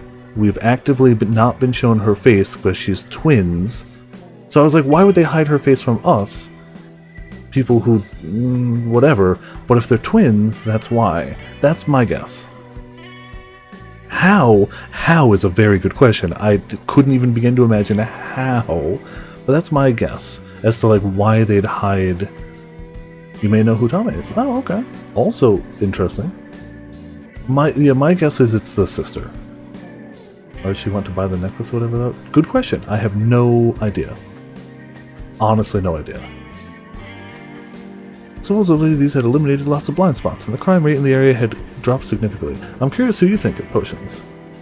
Like, as long as it's not from any outside info, as long as it's just from watching the game, I'm down for any ideas. Like, if somebody's actually... God damn it, potions.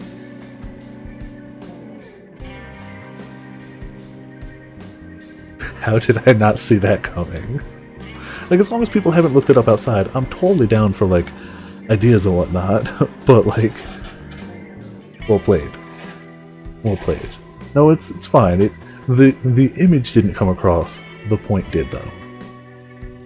The cameras were managed by Daisuke Endo, the owner of Endo Electronics, and chairman of the local downtown committee. Yeah, it's exactly the fun of mystery games. Oh, yeah, it is still there. Also good. That was Minorikawa's first mission then. He needed to get this guy's story. Also, it's already 1 AM. Have we really been playing this for 3 hours already? Scanning the side of the road, Minorikawa finally spotted a rundown electronics shop. The sign out front, which looked like it might fall off at any moment, read Endo Electronics.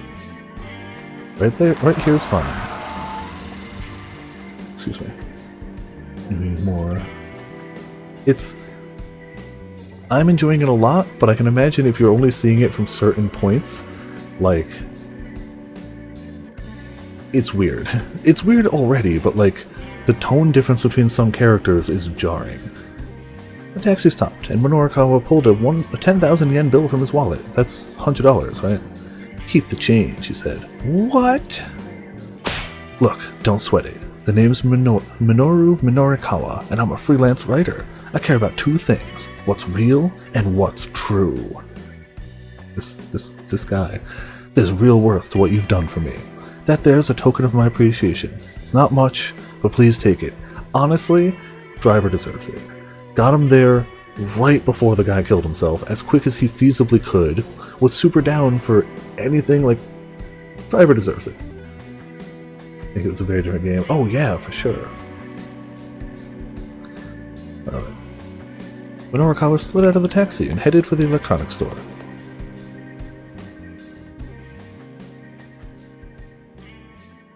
Inside, Endo Electronics looked more like a mountain of hoarded junk than an actual business. Yeah, towering piles of ancient appliances stretched towards the ceiling, and if they were ancient in 2008, they old now. So, I look as if I'm going to be able to read Japanese all of a sudden. Old television sets with dial knobs leaning against computers with 5-inch floppy drives. Oh man, the 5-inch floppy drives with the actual floppy disks. Ooh, I remember using those. I remember playing Oregon Trail and Number Muncher, where you had to push the disc in and slide down the little thing that kept it in place. Old computers with like the straight, just green line screens. A storage medium for personal computers in production from 1976 to 2001. No way those were in production in 2001! The magnetic discs are sheathed in paper or plastic jackets, and are known for their tendency to flop around in one's hand. Technically speaking, they are 5.25 inches in diameter. Incidentally, Door Door, released in 1983, the debut title from this game's producer, Koichi Nakamura, was produced on a 5-inch floppy version. That's a cool little bit of trivia right there. Honestly, that's cool. This game's director's first game was on a 5-inch floppy game. That's cool. What possible use could there be for all this outdated stuff? Mr. Endo, are you in here? Minorikawa called out. Nobody came to greet him. The shop was definitely open, though. Surely the proprietor hadn't left it unattended. Hey, Mr. Endo! Come on, I know you're in there. After a short wait, Minorikawa heard sounds from the living space behind the shop. A door opened to reveal a tired-looking middle-aged man. Yeah, what do you want? Are you Mr. Endo? Minorikawa asked. I am, the man said guardedly. And I'm sorry, but I'm in the middle of something at the moment. Could you come back tomorrow, or please, just give me a minute. I'm a freelance writer. Name's Minorikawa. Minorikawa showed Endo his business card. I'm writing an article for 4-Star General Gossip. A magazine piece, huh? Precisely. So if I could just have a little bit of your time today... The phone rang, cutting him off before he could get down to business. I'm sorry, you'll have to excuse me for a moment. Endo reached into the clutter and pulled out a telephone. Hello, Endo Electronics. The proprietor listened for a moment, then raised an eyebrow. Yeah, that's a problem, alright. Alright, understood. I'll try to get a hold of the customer then. Endo set the receiver back down. What was that all about? Minorikawa asked. Oh, yesterday I sold a dry ice machine, and the manufacturer just called to let me know the model is defective. Defective? Apparently once it starts making dry ice, it won't stop. I need to tell the customer. I have to recall the machine and refund their deposit. Please give me a moment. Pretty important, yeah. Infinite dry ice. What would you need with all that dry ice?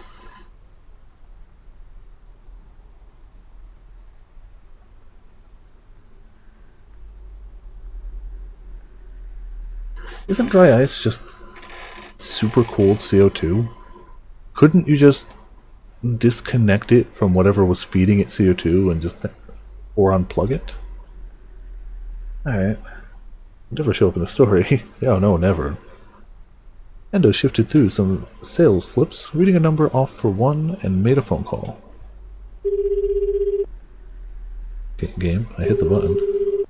Oh, nobody picked up on the other end, however. That's right, he grumbled to himself. He said they had some performance today. Performance? Minorikawa asked. I sold it to a guy from some theater troupe who we're gonna have to talk to too. They're called the Wandering Angels or something. A theater troupe run by Shinosuke Orai. This afternoon at 5:30 p.m. they are performing their 22nd piece, Au revoir. Right now, all of the actors are already at the theater, except for Akiomi Mondo, who plays the rival of the main character Ryu.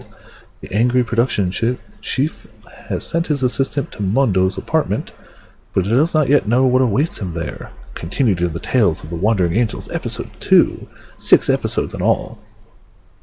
I look forward to it. The Wandering Angels, that was Shinosuke's Orai's theater troupe. Minorikawa had an interview with him booked for 2:30.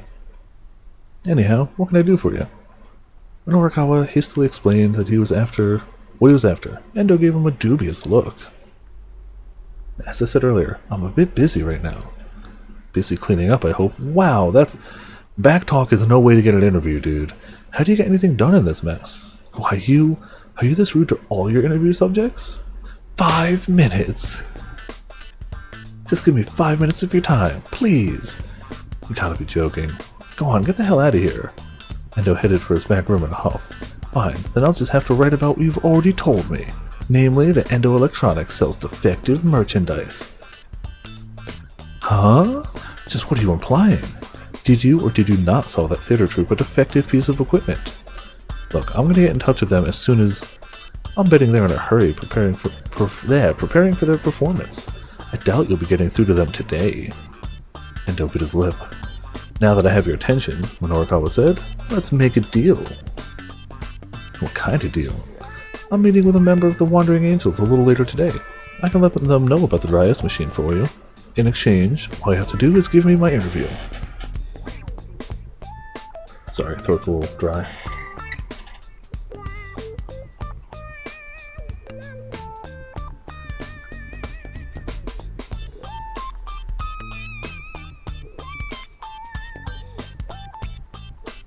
BTR HDD DVD 3-in-1. Ooh. Endo scowled. Then where's your proof that you'll be meeting with the Wandering Angels? I might take advantage of a guy when he's down, Minorikawa replied, but one thing I am not is a liar. Okay. The shopkeeper took a few moments to think about it. Fine, he grumbled. 5 minutes. That's all you'll get. Minorikawa whipped his notepad out of his coat like he was drawing a gun. I feel like all his gestures are very over-exaggerated. Then let's get right down to it, shall we? Also, my hiccups, dang. Go right ahead.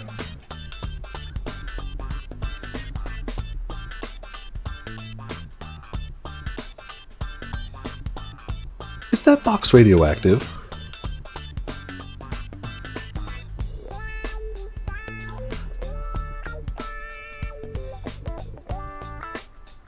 Is that box radioactive? Okay, so I hear that over 500 surveillance cameras have been installed throughout Shibuya's shopping districts. Seems totally safe. Yes, that's right. Why so many? We used to have a lot of delinquents in town. Young people who act rowdy or cause trouble, often at arcades or convenience store parking lots, and who frequently resort to petty theft and other mischief, also referred to in more outmoded terms as ruffians or hoodlums. Plutonium, just in case. Yeah, I also doubt it. It's probably just a sign or like something, but like it seems out of place. Endo said the word with a marked distaste. Oh, yeah. I remember there being some problem kids around. They were real punks. They vandalized my signs, made a mess of my storehouse. They were just awful. The local Best Buy for products 10 years older than current date, yeah. I see. Minorikawa scribbled diligently in his notepad. Heck, my own son put together a sort of vigilante squad to help teach those punks a lesson. Wait, vigilante squad? You're right, it is rounded. That's a good point. So it's a knockoff. It's a knockoff uranium. Uranium. I just hope you don't notice. Whoa, hold up right there for a sec. Minorikawa jutted out his hand to interrupt. This guy's son was a part of the vigilante squad? What a stroke of luck! Maybe he could also provide some info for the article on the gangs of Shibuya. Sorry, I didn't mean to get too far off topic here. But could you tell me about the name of this group your son belongs to? Bootleg Uranium. They call themselves SOS. Originally a group of well-meaning young people who would get together downtown as a sort of vigilante squad, trying to keep Shibuya clean and safe. In those days, the group never engaged in theft or other criminal activities. More recently, however, SOS has become one of the biggest gangs in Shibuya, resorting to defacing public property with graffiti, shoplifting, and shaking people down for cash. So in his story, you don't find out that it's called Studs of Shibuya. Okay. Prided themselves on being the top gang in Shibuya and all that. 3 members. Well, we only saw 3 members. The top gang in Shibuya? Did I really just hit the jackpot right here? Not to pat myself on the back, but go me. All I have to do is step outside and the story finds me. I think I might be a natural at this. As it happens, I'd also like to interview people from SOS. Would you be able to put me in touch with your son? Yeah, sure. But you should know that my son isn't in the gang anymore. Ooh. Should we swap now, or we can immediately come back to this later? Should we swap now, or should we see the story as far as we can get it and then hop over? But that's the swap point, which we've been looking for a while. Like, I am curious what's happening to him, though, because, like... Let's finish this? Okay, we know where it is, though. I'm gonna... Hold on. Can I hit it and not swap? Okay, we'll hit back. I just wanted to make sure it was, like, it registered we found it. Oh, Minorikawa hesitated. Guess he's of no use to me, then. Oh, believe me, I know how you feel. Oh, man! The look on Endo's face spoke volumes. There was no point in interviewing Endo's son if he wasn't with the gang anymore. Trash man! Yeah, I want to see more of him too, but I kind of want to see this through. But, like, we can instantly go back to that point at any time. And once you've spotted one of those, it's just, you hit triangle, and it shows you the jump point there. So, like, we can go back to it anytime. I figured that Minorikawa's run of good luck would end eventually, or it figured. Still, he'd gotten a lead in the form of a name, SOS. That was progress. Alright, so back to the matter at hand. He flipped his notepad back open. What did you decide to do about all those juvenile delinquents? I set up a tiny little web camera in order to protect my property. The camera is designed to send video information to a computer via the internet. Look carefully and you can often spot them outside private residences. Man, times have only gotten worse in terms of surveillance since this. Like, yeah, everywhere. You're being watched at all times. Given the risk of transmitted data being intercepted, the images recorded by such cameras are generally encrypted to prevent playback by unauthorized third parties. Many landmarks and attractions make their camera footage publicly available online. Yeah, 2008 was a while back. I see. And I'm guessing the webcam did the trick. Sure did. And so then other local businesses heard about it and started asking me to install some for them. Web cameras aren't particularly expensive, so it wasn't too tough to set them up all over downtown. So who's in charge of these security cameras? Members of the downtown's business committee take turns. The cameras are connected via a wireless network. A LAN, or local area network, a communication system that can only be used within a limited geographical area. A wireless LAN transmits using electronic signal. Wi-Fi. Well, to be fair, I guess a wireless LAN is slightly different from Wi-Fi. Wi-Fi is the signal that carries the information. A wireless LAN doesn't connect to the internet, it only connects to its own, like, offset area. Although convenient because it does not require cable attachments, there's a risk of signal conveyed in this way being intercepted. Correct. That business owners can access throughout the area. How's your security for this wireless network? Oh, no problems on that front. Endo seems surprised at the question. All of the footage sent over the network is fully encrypted. Encryption is the process of encoding data so that it's indecipherable by a third party. Restoring encrypted data to its initial form requires what is called a key, a program designed for this purpose. There are two main types of such cryptographic systems. Secret key crypto systems use the same key for both encryption and decryption. Public key crypto systems use a public key to encrypt the data, but require a private key known by the recipient in order to decrypt, usually a password. But still, people can't feel too good about being recorded on camera without their knowledge, don't you think? If only they knew. The shopkeeper's expression darkened. We hope to strike a balance between crime prevention and protecting individual privacy. While in the background is his FBI member. I mean, it's Japan, but you know, it's just watching all the footage like, it's good. Aha. And who determines what that balance is? When Horikawa let a note of challenge slip into his voice. That would be me. I've been entrusted with the management of the security cameras. I see. So essentially you're providing your own moral oversight. Are you implying that I'm abusing my authority? Endo shot back. I'm doing this in the name of public order. Right, you've had your 5 minutes. Now get out of here. The shopkeeper stood up and headed in the back. I'll be sure to let the wandering angels know about the dry ice machine. When Horikawa hollered at the closing door. Episode 2. When Akiomi Mondo didn't show up at the theater at the meetup time, production assistant Yukio Tozuka went to call on him at his apartment. Upon arriving, Tozuka found that the place had been staked out by debt collectors. Mondo had borrowed 300,000 yen, $3,000, and they wouldn't leave his house until he paid up. It looked like the only way to save Mondo was to give the debt collectors the operating funds for the theater. But before Tozuka could head back to relay the news, the props master Shinichi Bando showed up. Continued in episode 3. Well, Endo didn't reply.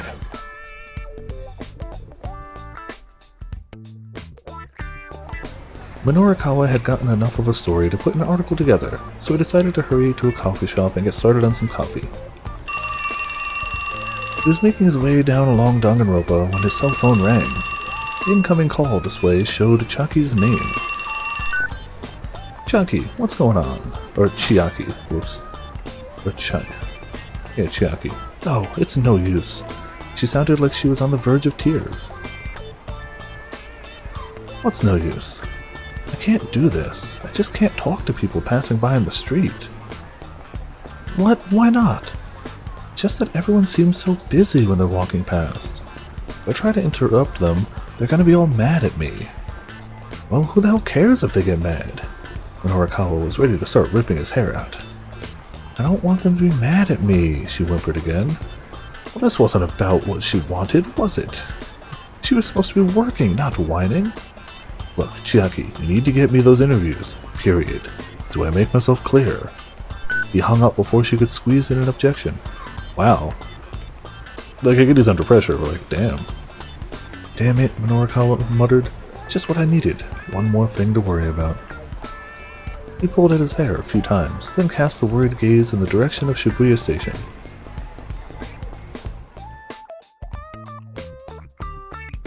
Okay, we reached the end of his, so we gotta go back and get to our favorite trash boy.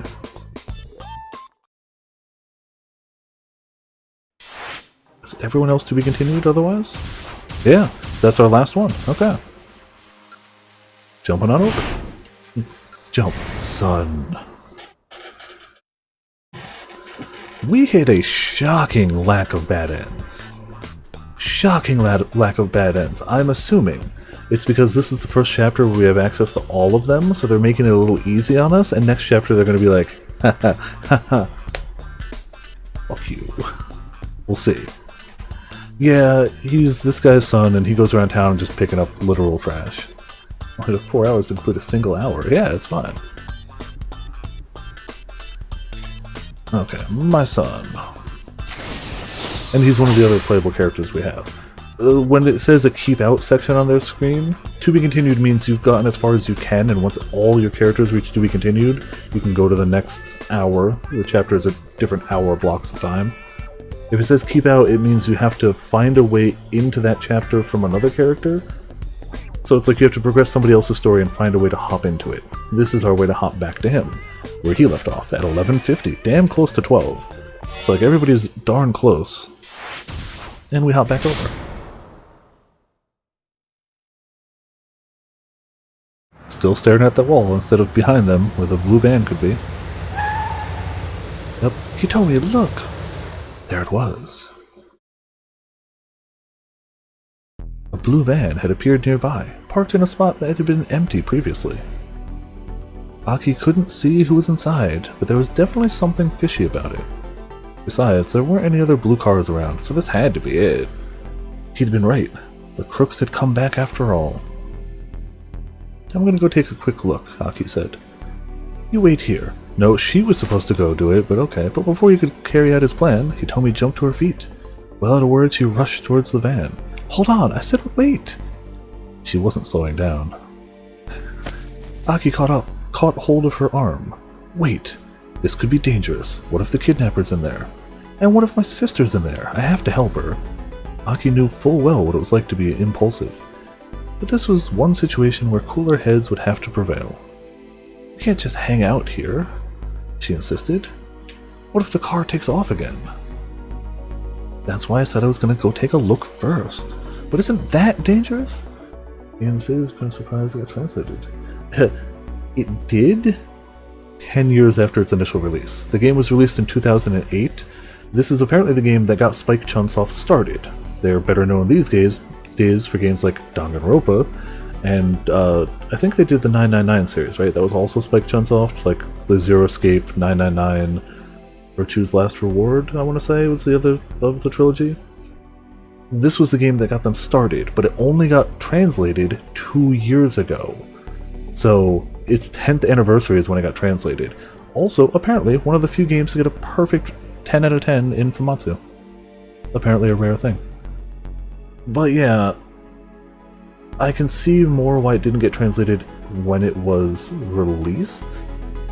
I feel like visual novels have gotten more of a noteworthy presence, at least here, recently. Like, they've been a big thing in Japan for a while, but I feel like with games like Danganronpa, Phoenix Wright, other stuff like that, I feel like there's more of a market and worthwhile case of translating these now. And I'm loving the hell out of it, but I agree, it is a weird one to be coming out, yeah. Original Wii graphics? Oh, I don't even know. That's a good question. I mean, it is just screenshots, so probably the same, but slightly downscaled a little. Like, we could do HD, right? It's honestly probably not too much different. But, oh yeah, I got that one. What if they do something to my sister because some random guy comes snooping about? She has a point. Oh. Huh. Yeah, you got a point. Okay, well. Wii was 360? Ooh. Then probably just scaled down versions of this, I guess. Aki thought as fast as he could. The criminal told Hitomi to get into the van. There had to be some specific reason for that. What if they were planning to abduct her as well?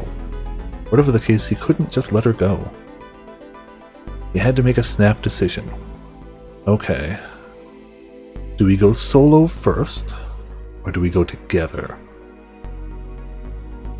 I feel like solo first, you could kind of play off the like, oh, this is just a weird van, I'm looking into it. But if they go together, it's very distinctly like, this was planned. Two people approaching together. I'm leaning A for the right choice. That's just me. I think A. Neither's great. Neither's ideal. But I feel like A has the better chance of being the right choice from my point of view. So we'll go with that. Look, just let me go first. I don't want to put you at any risk. Hitomi's determination wavered at the look in Aki's eyes. Please, he continued, we have no idea who or what we might run into. If I think they're going to try to run off again, I'll give some signal. Then you can come along, and I doubt they'll be interested in leaving then. Hitomi gave a reluctant nod. What's the signal? You gotta agree on a signal. Please be careful. Will do. And tell me if my sister's in there. I will. You can count on it. The Wii version's just crazy, but I'm sure. It's gotta be. Because it's gotta be just the same stuff, but scaled down to that aspect ratio. Aki stepped... Oh, not aspect ratio, but... You know, screen size. Aki stepped out of the open and started walking towards the van. He tried his best to look as if he wasn't paying it any attention. Yup, I'm just an ordinary passerby. His pants are very distinct, you are correct. As he got nearer, he tried to sneak a glimpse inside. The van's dark window film made it hard to see who might be inside, or even how many people. Casually, he moved closer still to get a better look. Suddenly, the sliding door burst open and several people jumped out. None of them were Japanese. Is the guy in the far right Bono? Did they get Bono for this game? It seems likely. He was definitely visiting Japan at this point, and was like, yeah, I'll be a foreign criminal mastermind, it's fine. Within moments, Aki was surrounded. Whoa, what? Hey, what's the deal? Aki said. He let out a little chuckle. Man, that thing must be packed. How many seats you got in that thing anyway? He took another step towards the vehicle and looked inside. Oh man, one of the men pulled a knife from inside his jacket, thrusting it out in Aki's direction.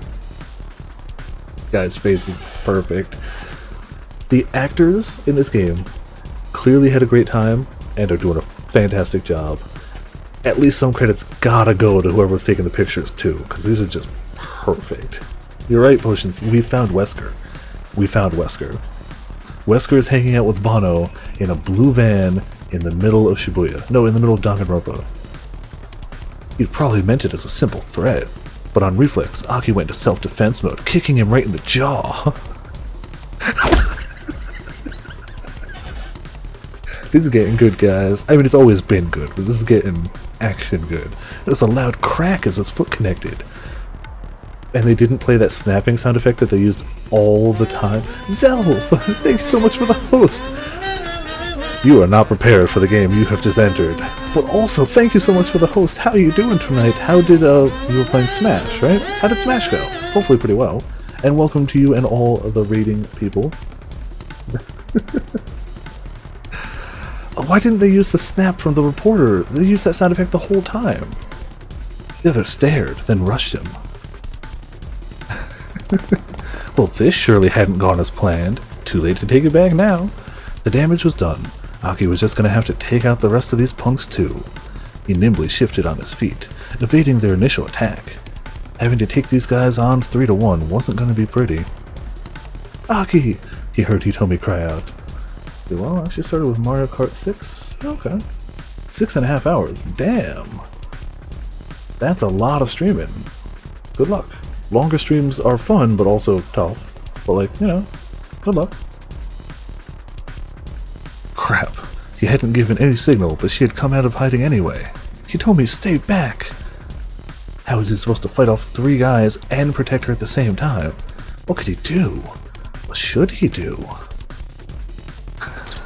Within moments, a number of passerbys had gathered around the fight. Maybe they'd heard Hitomi shouting. Hey, what's going on? Oh my god, is that a knife?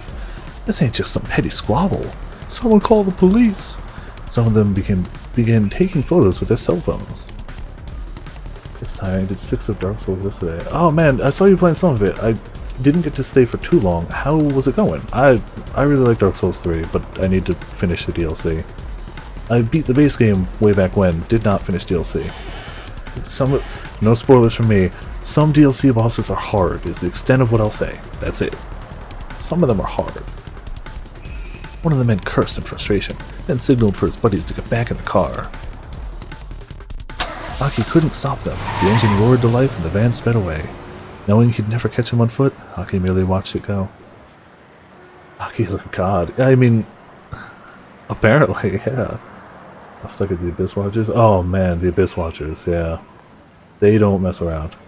I like the fight, both thematically and mechanically, but they don't joke around, yeah. He'd failed. This was his fault, all of it. Aki bit his lip, hard.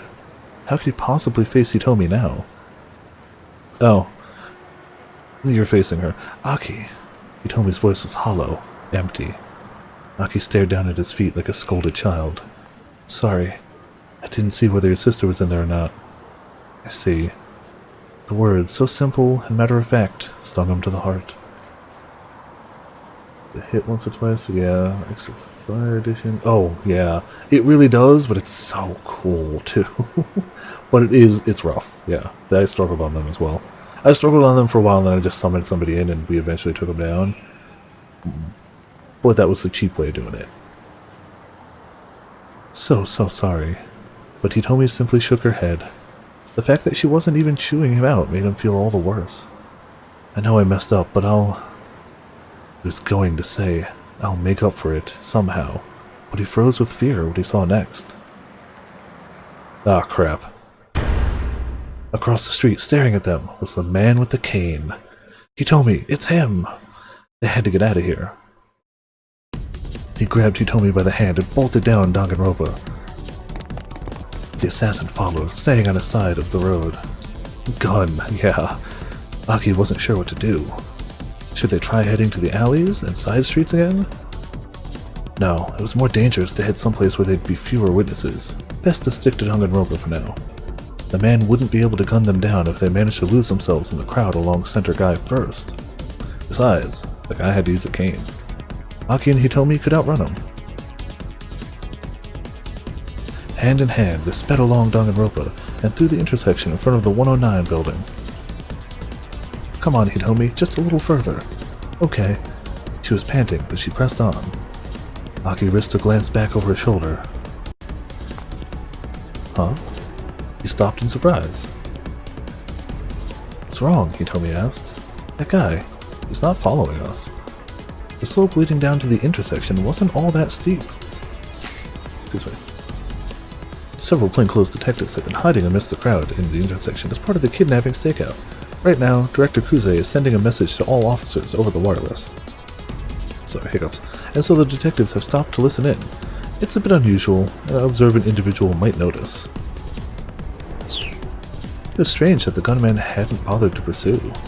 Still, there was no time to worry about his behavior right now. Oh, so the gunman noticed there was a bunch of people all going like this and talking into their codec device, and went, no, not going there. Hitomi, can you still run? Yeah, I'm alright. This is our chance. This way. They needed to put plenty of distance between them before the assassin came after them again. They also needed to find the van again and rescue Hitomi's sister. I think Cane Man has some way of tracking them. He took his time, mind you. It's more weird that he found them when they were in the closed-down club than him finding them here, because there was a lot of time involved. But he does... I'm trying to think why it would have taken him so long. Like, it seemed super weird that he found them at the random cabaret club that was closed down, waiting for them outside the door. But he could have just heard them talking through the door, I guess. And this could have been just random luck. I think he's got some way of tracking them, but it's kind of disproved by the fact that he took his time to find them the second time. So, I could be wrong. The answer's simple. He's Wesker. Would they be able to find it and yet stay hidden from the man with the cane? Aki wasn't sure one way or the other, but with Hitomi in tow, he herded onward along Center Guy. Yeah, I mean, you're right. He just took off the shades. Okay, so we got everybody to be continued. We got a half hour left on the stream. I could ask who you guys want to start with, but I know the answer. There's only one answer. We got everybody to be continued tonight. That's not shabby. With a shocking lack of bad ends. It's gotta be Tama. It has to be. It's the only answer. Once she's dead, you'll understand. Oh, so we get like little episode previews every time. He's right back where we started. Buddy, you're a weirdo. Eels and I are one and the same. Please keep this email a secret.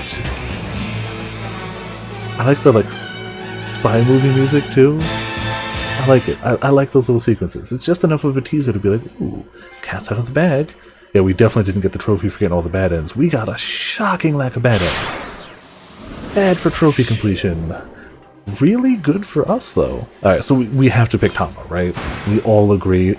Of our options of Depressed Doctor Man, Super Hyperactive Reporter, Mediocre Cop, Trash Man, and Girl Stuck in a Mascot Outfit, has to be Tama. So we're just gonna pick Tama. It's the right choice. In 1 hour, the Burning Hammer sales demo will begin.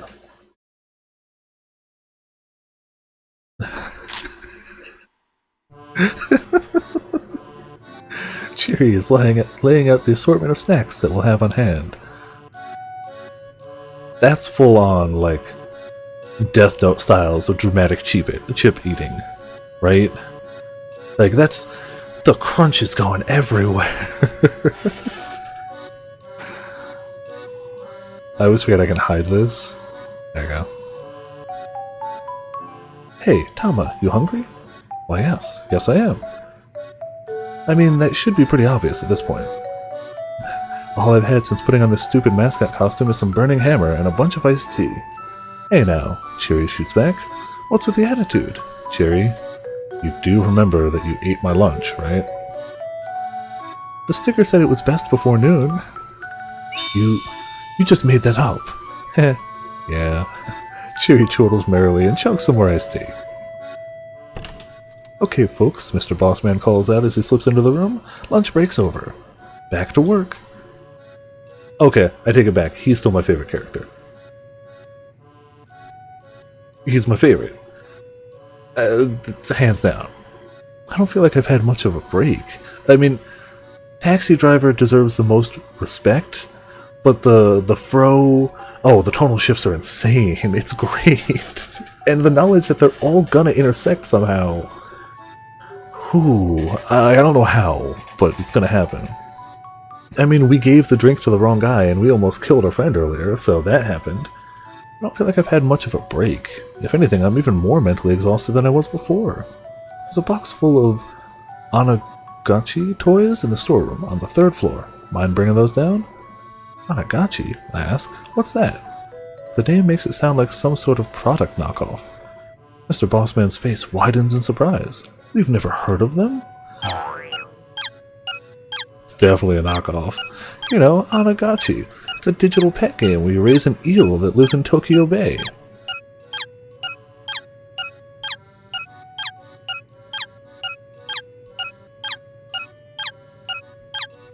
We were just protecting a kidnapped victim's sister after we roundhouse kicked a guy in the jaw who pulled a knife on us and ran away from a gunman who's been stalking us around the city. But sure, let's start an eel Tamagotchi.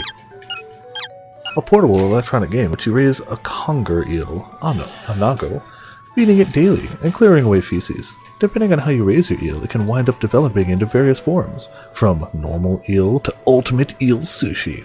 You can also use the infrared communication feature to bring over friends for your eel. Wow, just reading that out sent me so far into, like, absolute past nostalgia of, like, the Tamagotchis with little infrared and the original Digimon that you literally put together to battle each other way back before it was a show or anything else. Holy crap, I just flashed back to, like, 5-year-old Viper or whatever, however old I was at the time. From another nearby Onagachi device, there's also a sister product, Trout Watch. By connecting the two, you can view a special event where the eel and trout characters go to a pub together. Adorable. Never heard of it, I say. Huh. Well, I guess maybe a lot of people in Japan haven't heard of it yet, but it's all the rage right now with youngsters over in NYC. I assure you it's not. NYC? Oh, you must mean New York City. It's popular in New York? Really? Anyway, I did some quick checking, and that's what I learned. So last month, I bought a whole bunch of them. he seems to impulsively buy a lot of things, yeah. And once again, you were swindled. Yup. Ouch, Cheery. Dropping the hard truth. Look at the tears! I hope that comes across in the stream, because it's not moving or anything, but like, the tears just pouring out of his eyes.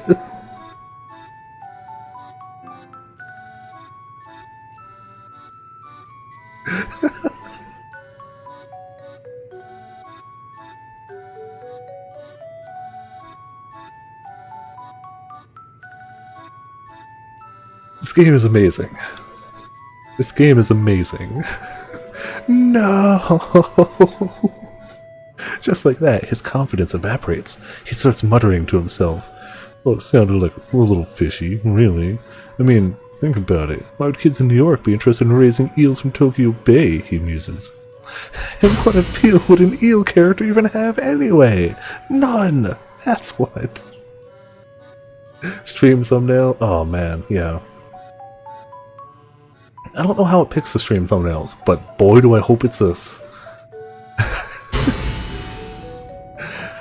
Oh, none, that's what. I should have known that. I did know it. I love this guy. Then why do you buy them? This farce is getting tiresome. He's still crying. Anyway, Boss Man continues. It was going to cost way too much to keep them in storage, so I was just going to let the recycling guys take them. Throw that money down the drain? Holy moly. He hangs his head in shame. In a matter of moments, he's borderline catatonic. The type of eel that gives Anagachi its name, Anago, can be loosely translated as the creature that lives in a hole. Mr. Bossman is probably wishing he could crawl into a hole right about now. I love these two. Like, clearly the original writers had a great time making this, as did the whole film production crew, clearly.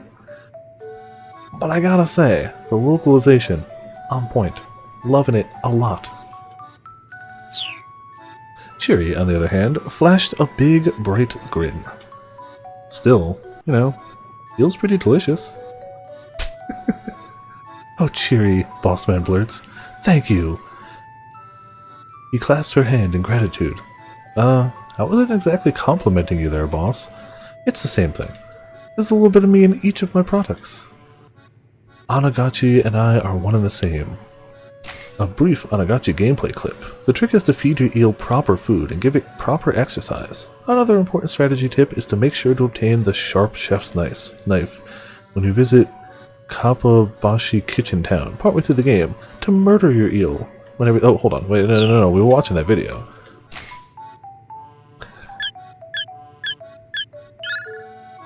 Riveting.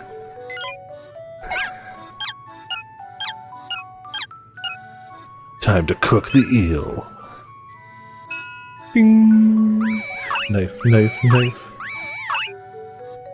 Normal eel. Okay. I love how morbid the idea of a Tamagotchi pet is, where you murder it and consume it in the end. That's just the right amount of like, no, that would never actually pass in real life. You couldn't market that to kids. Which is to say, eels and I are one and the same. Go on then, say something nice about eels. Cheery chimes right in without missing a beat. Eels are awesome. When it comes to eel sushi, 100 pieces barely whets my appetite. Like that? Probably, but like, something like directly marketed to kids I feel is harder. Like in toy form, that's a toy.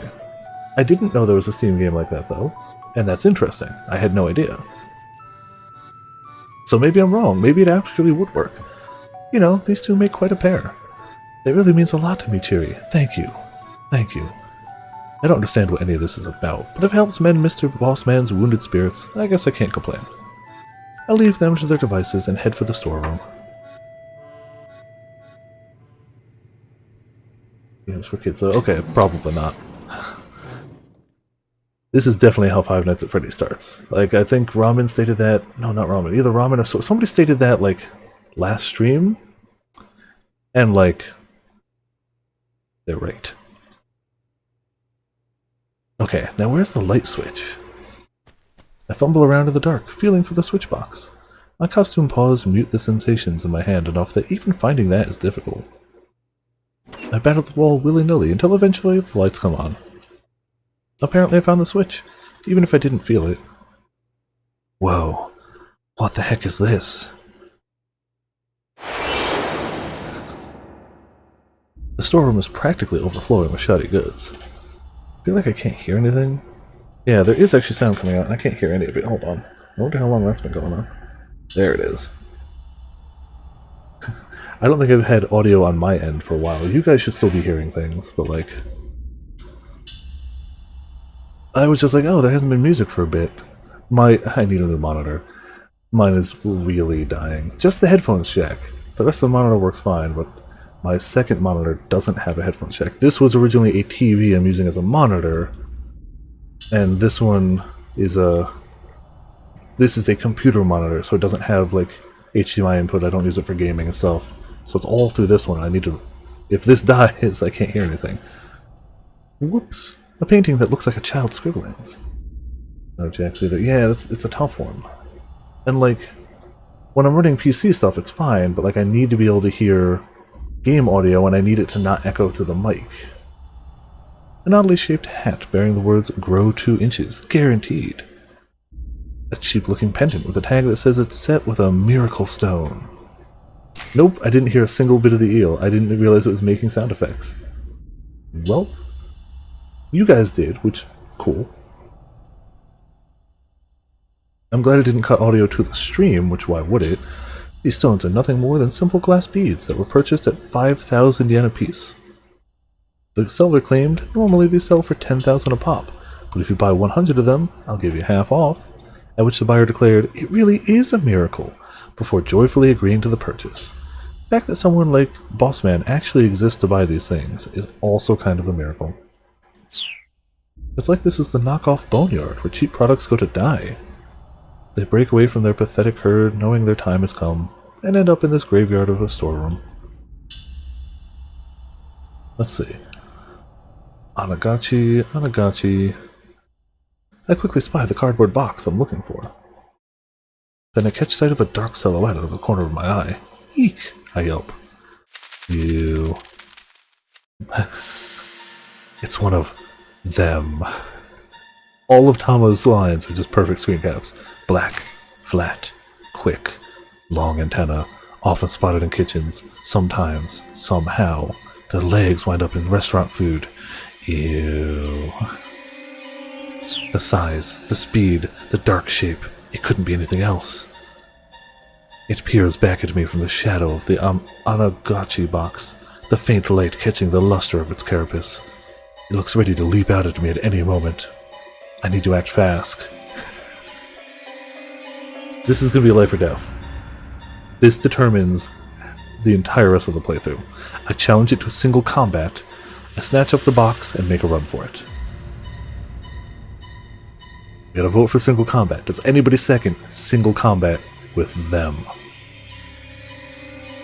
Hey, alright, we've got 2 for single combat. I'd say that's good for me. I also want to see it, so... I challenge it to single combat. It flitters aloft. It's gunning for me, alright. Bracing myself, I step forward to confront it, which paradoxically helps calm my nerves. I get the sneaking suspicion that this isn't the first time I've done battle with one of these things. It's like I've trained myself to protect someone who's even more scared of them than I am. Like a twin sister, perhaps? As I mull that over, the thing hovering in the air presses its attack against me. Now's my chance. I snatch up a nearby piece of cardboard and swat at the creature. Hard.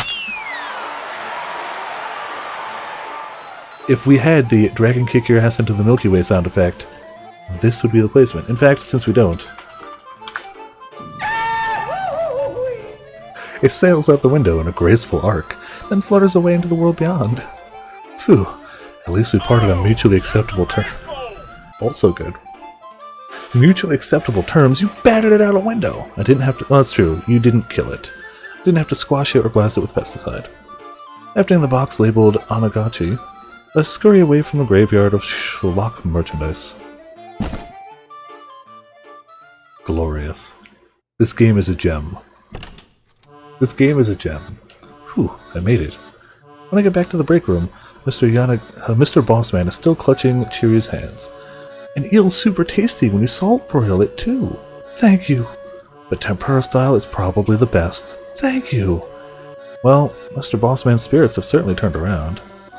Okay, got it. I hold out the big cardboard box. Excellent, thank you. You girls are the greatest, Bossman shouts. We don't know. Yeah, who's inside is a mystery. Definitively female, because we saw... Or definitively supposed to be a young girl. I don't remember if they gave any further hints. Like, we know we saw her, like, from a distance above and from the back when she kicked him or threw him into the plants. So we know she's got, like, shoulder length or longer straight black hair, but I feel like that's not too uncommon. We know she's attractive enough that the guy was like, you could be a model, and her original purpose for being hired was to be basically a show model to show off the stuff. He was also like, while I've hired you, let's also get you in the suit and, like, promote some stuff. So we know she's a young, attractive female. Beyond that, no direct info. She's got amnesia, and we know when she shakes her head around a bit, she's got a pain in the back of her head, like it was hit recently. And she's stuck in the suit.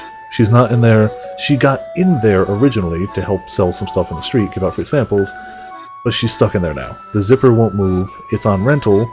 Mr. Bossman's in huge debt, so refuses to cut her out. They've called the company from the suits, and they're trying to get them over. That's about where we are in her. Oh, and Cheery was also out there in a mascot outfit, but she didn't get stuck, so she's out of it now.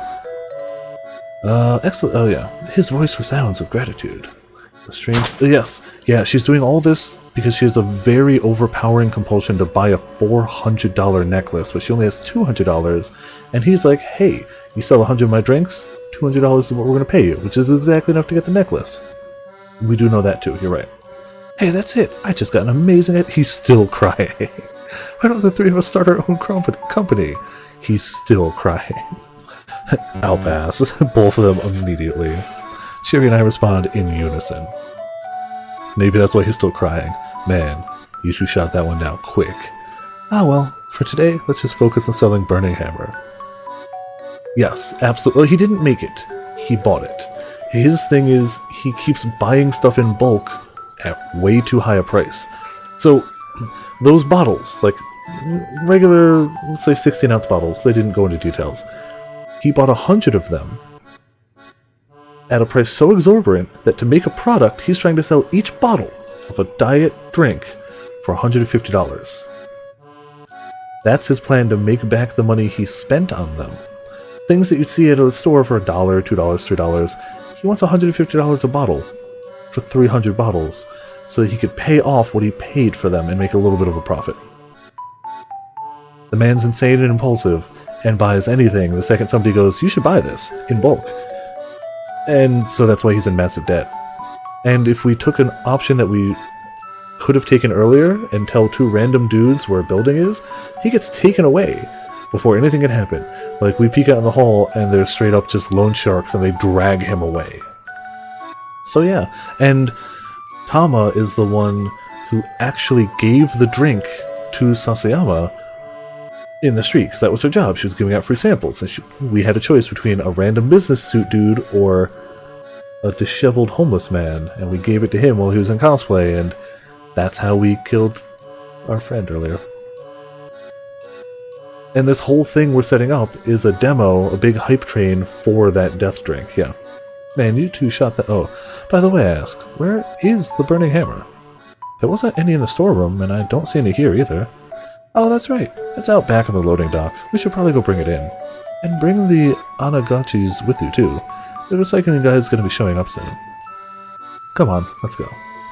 Away from Costco. Oh, God, yes. Just all it takes is one guy to Costco to be like, yeah, this actually costs triple the retail price. It's a steal. Cheery and I follow Mr. Bossman out the loading dock.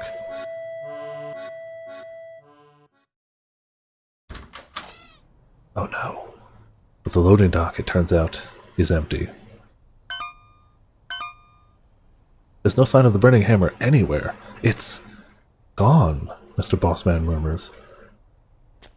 Then his voice raises to a shout. It's gone! All gone! The burning hammer, it's all gone! Flying into a panic, he searches frantically from one end of the dock to the other, leaping into the air, even peering down into the cracks. But no matter where he looks, there's nothing for him to find. It was right here a little while ago, like right here, right here. I hear the sound of an engine revving outside. Oh, Mr. Bossman cries out in alarm. You can see a truck starting to pull... Oh, that's a recycling truck, isn't it? Its bed is piled high with cardboard boxes and other assorted trash. Burning hammer is going where it needed to be all along. Hey, boss, is that... Yeah, there it is! Mr. Bossman begins racing after the truck. I like how it looks like Cheery took one step and went, nah. And he's committed to this. Like, those hand motions? Perfect. My burning hammer! His voice cracks as he cries out, give that back! Give it back! But he's no match for a speeding truck, and the boxes of burning hammer vanish before his eyes. Burning hammer! Come back! Come back! This game is amazing. I can't believe that not only did I find a game that none of us had really heard about before, but it's also amazing. Like, I wasn't even sure this would get a second day. I was like, this might actually suck and not be fun.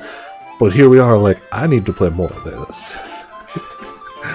Bossman's wailing echoes from the surrounding buildings.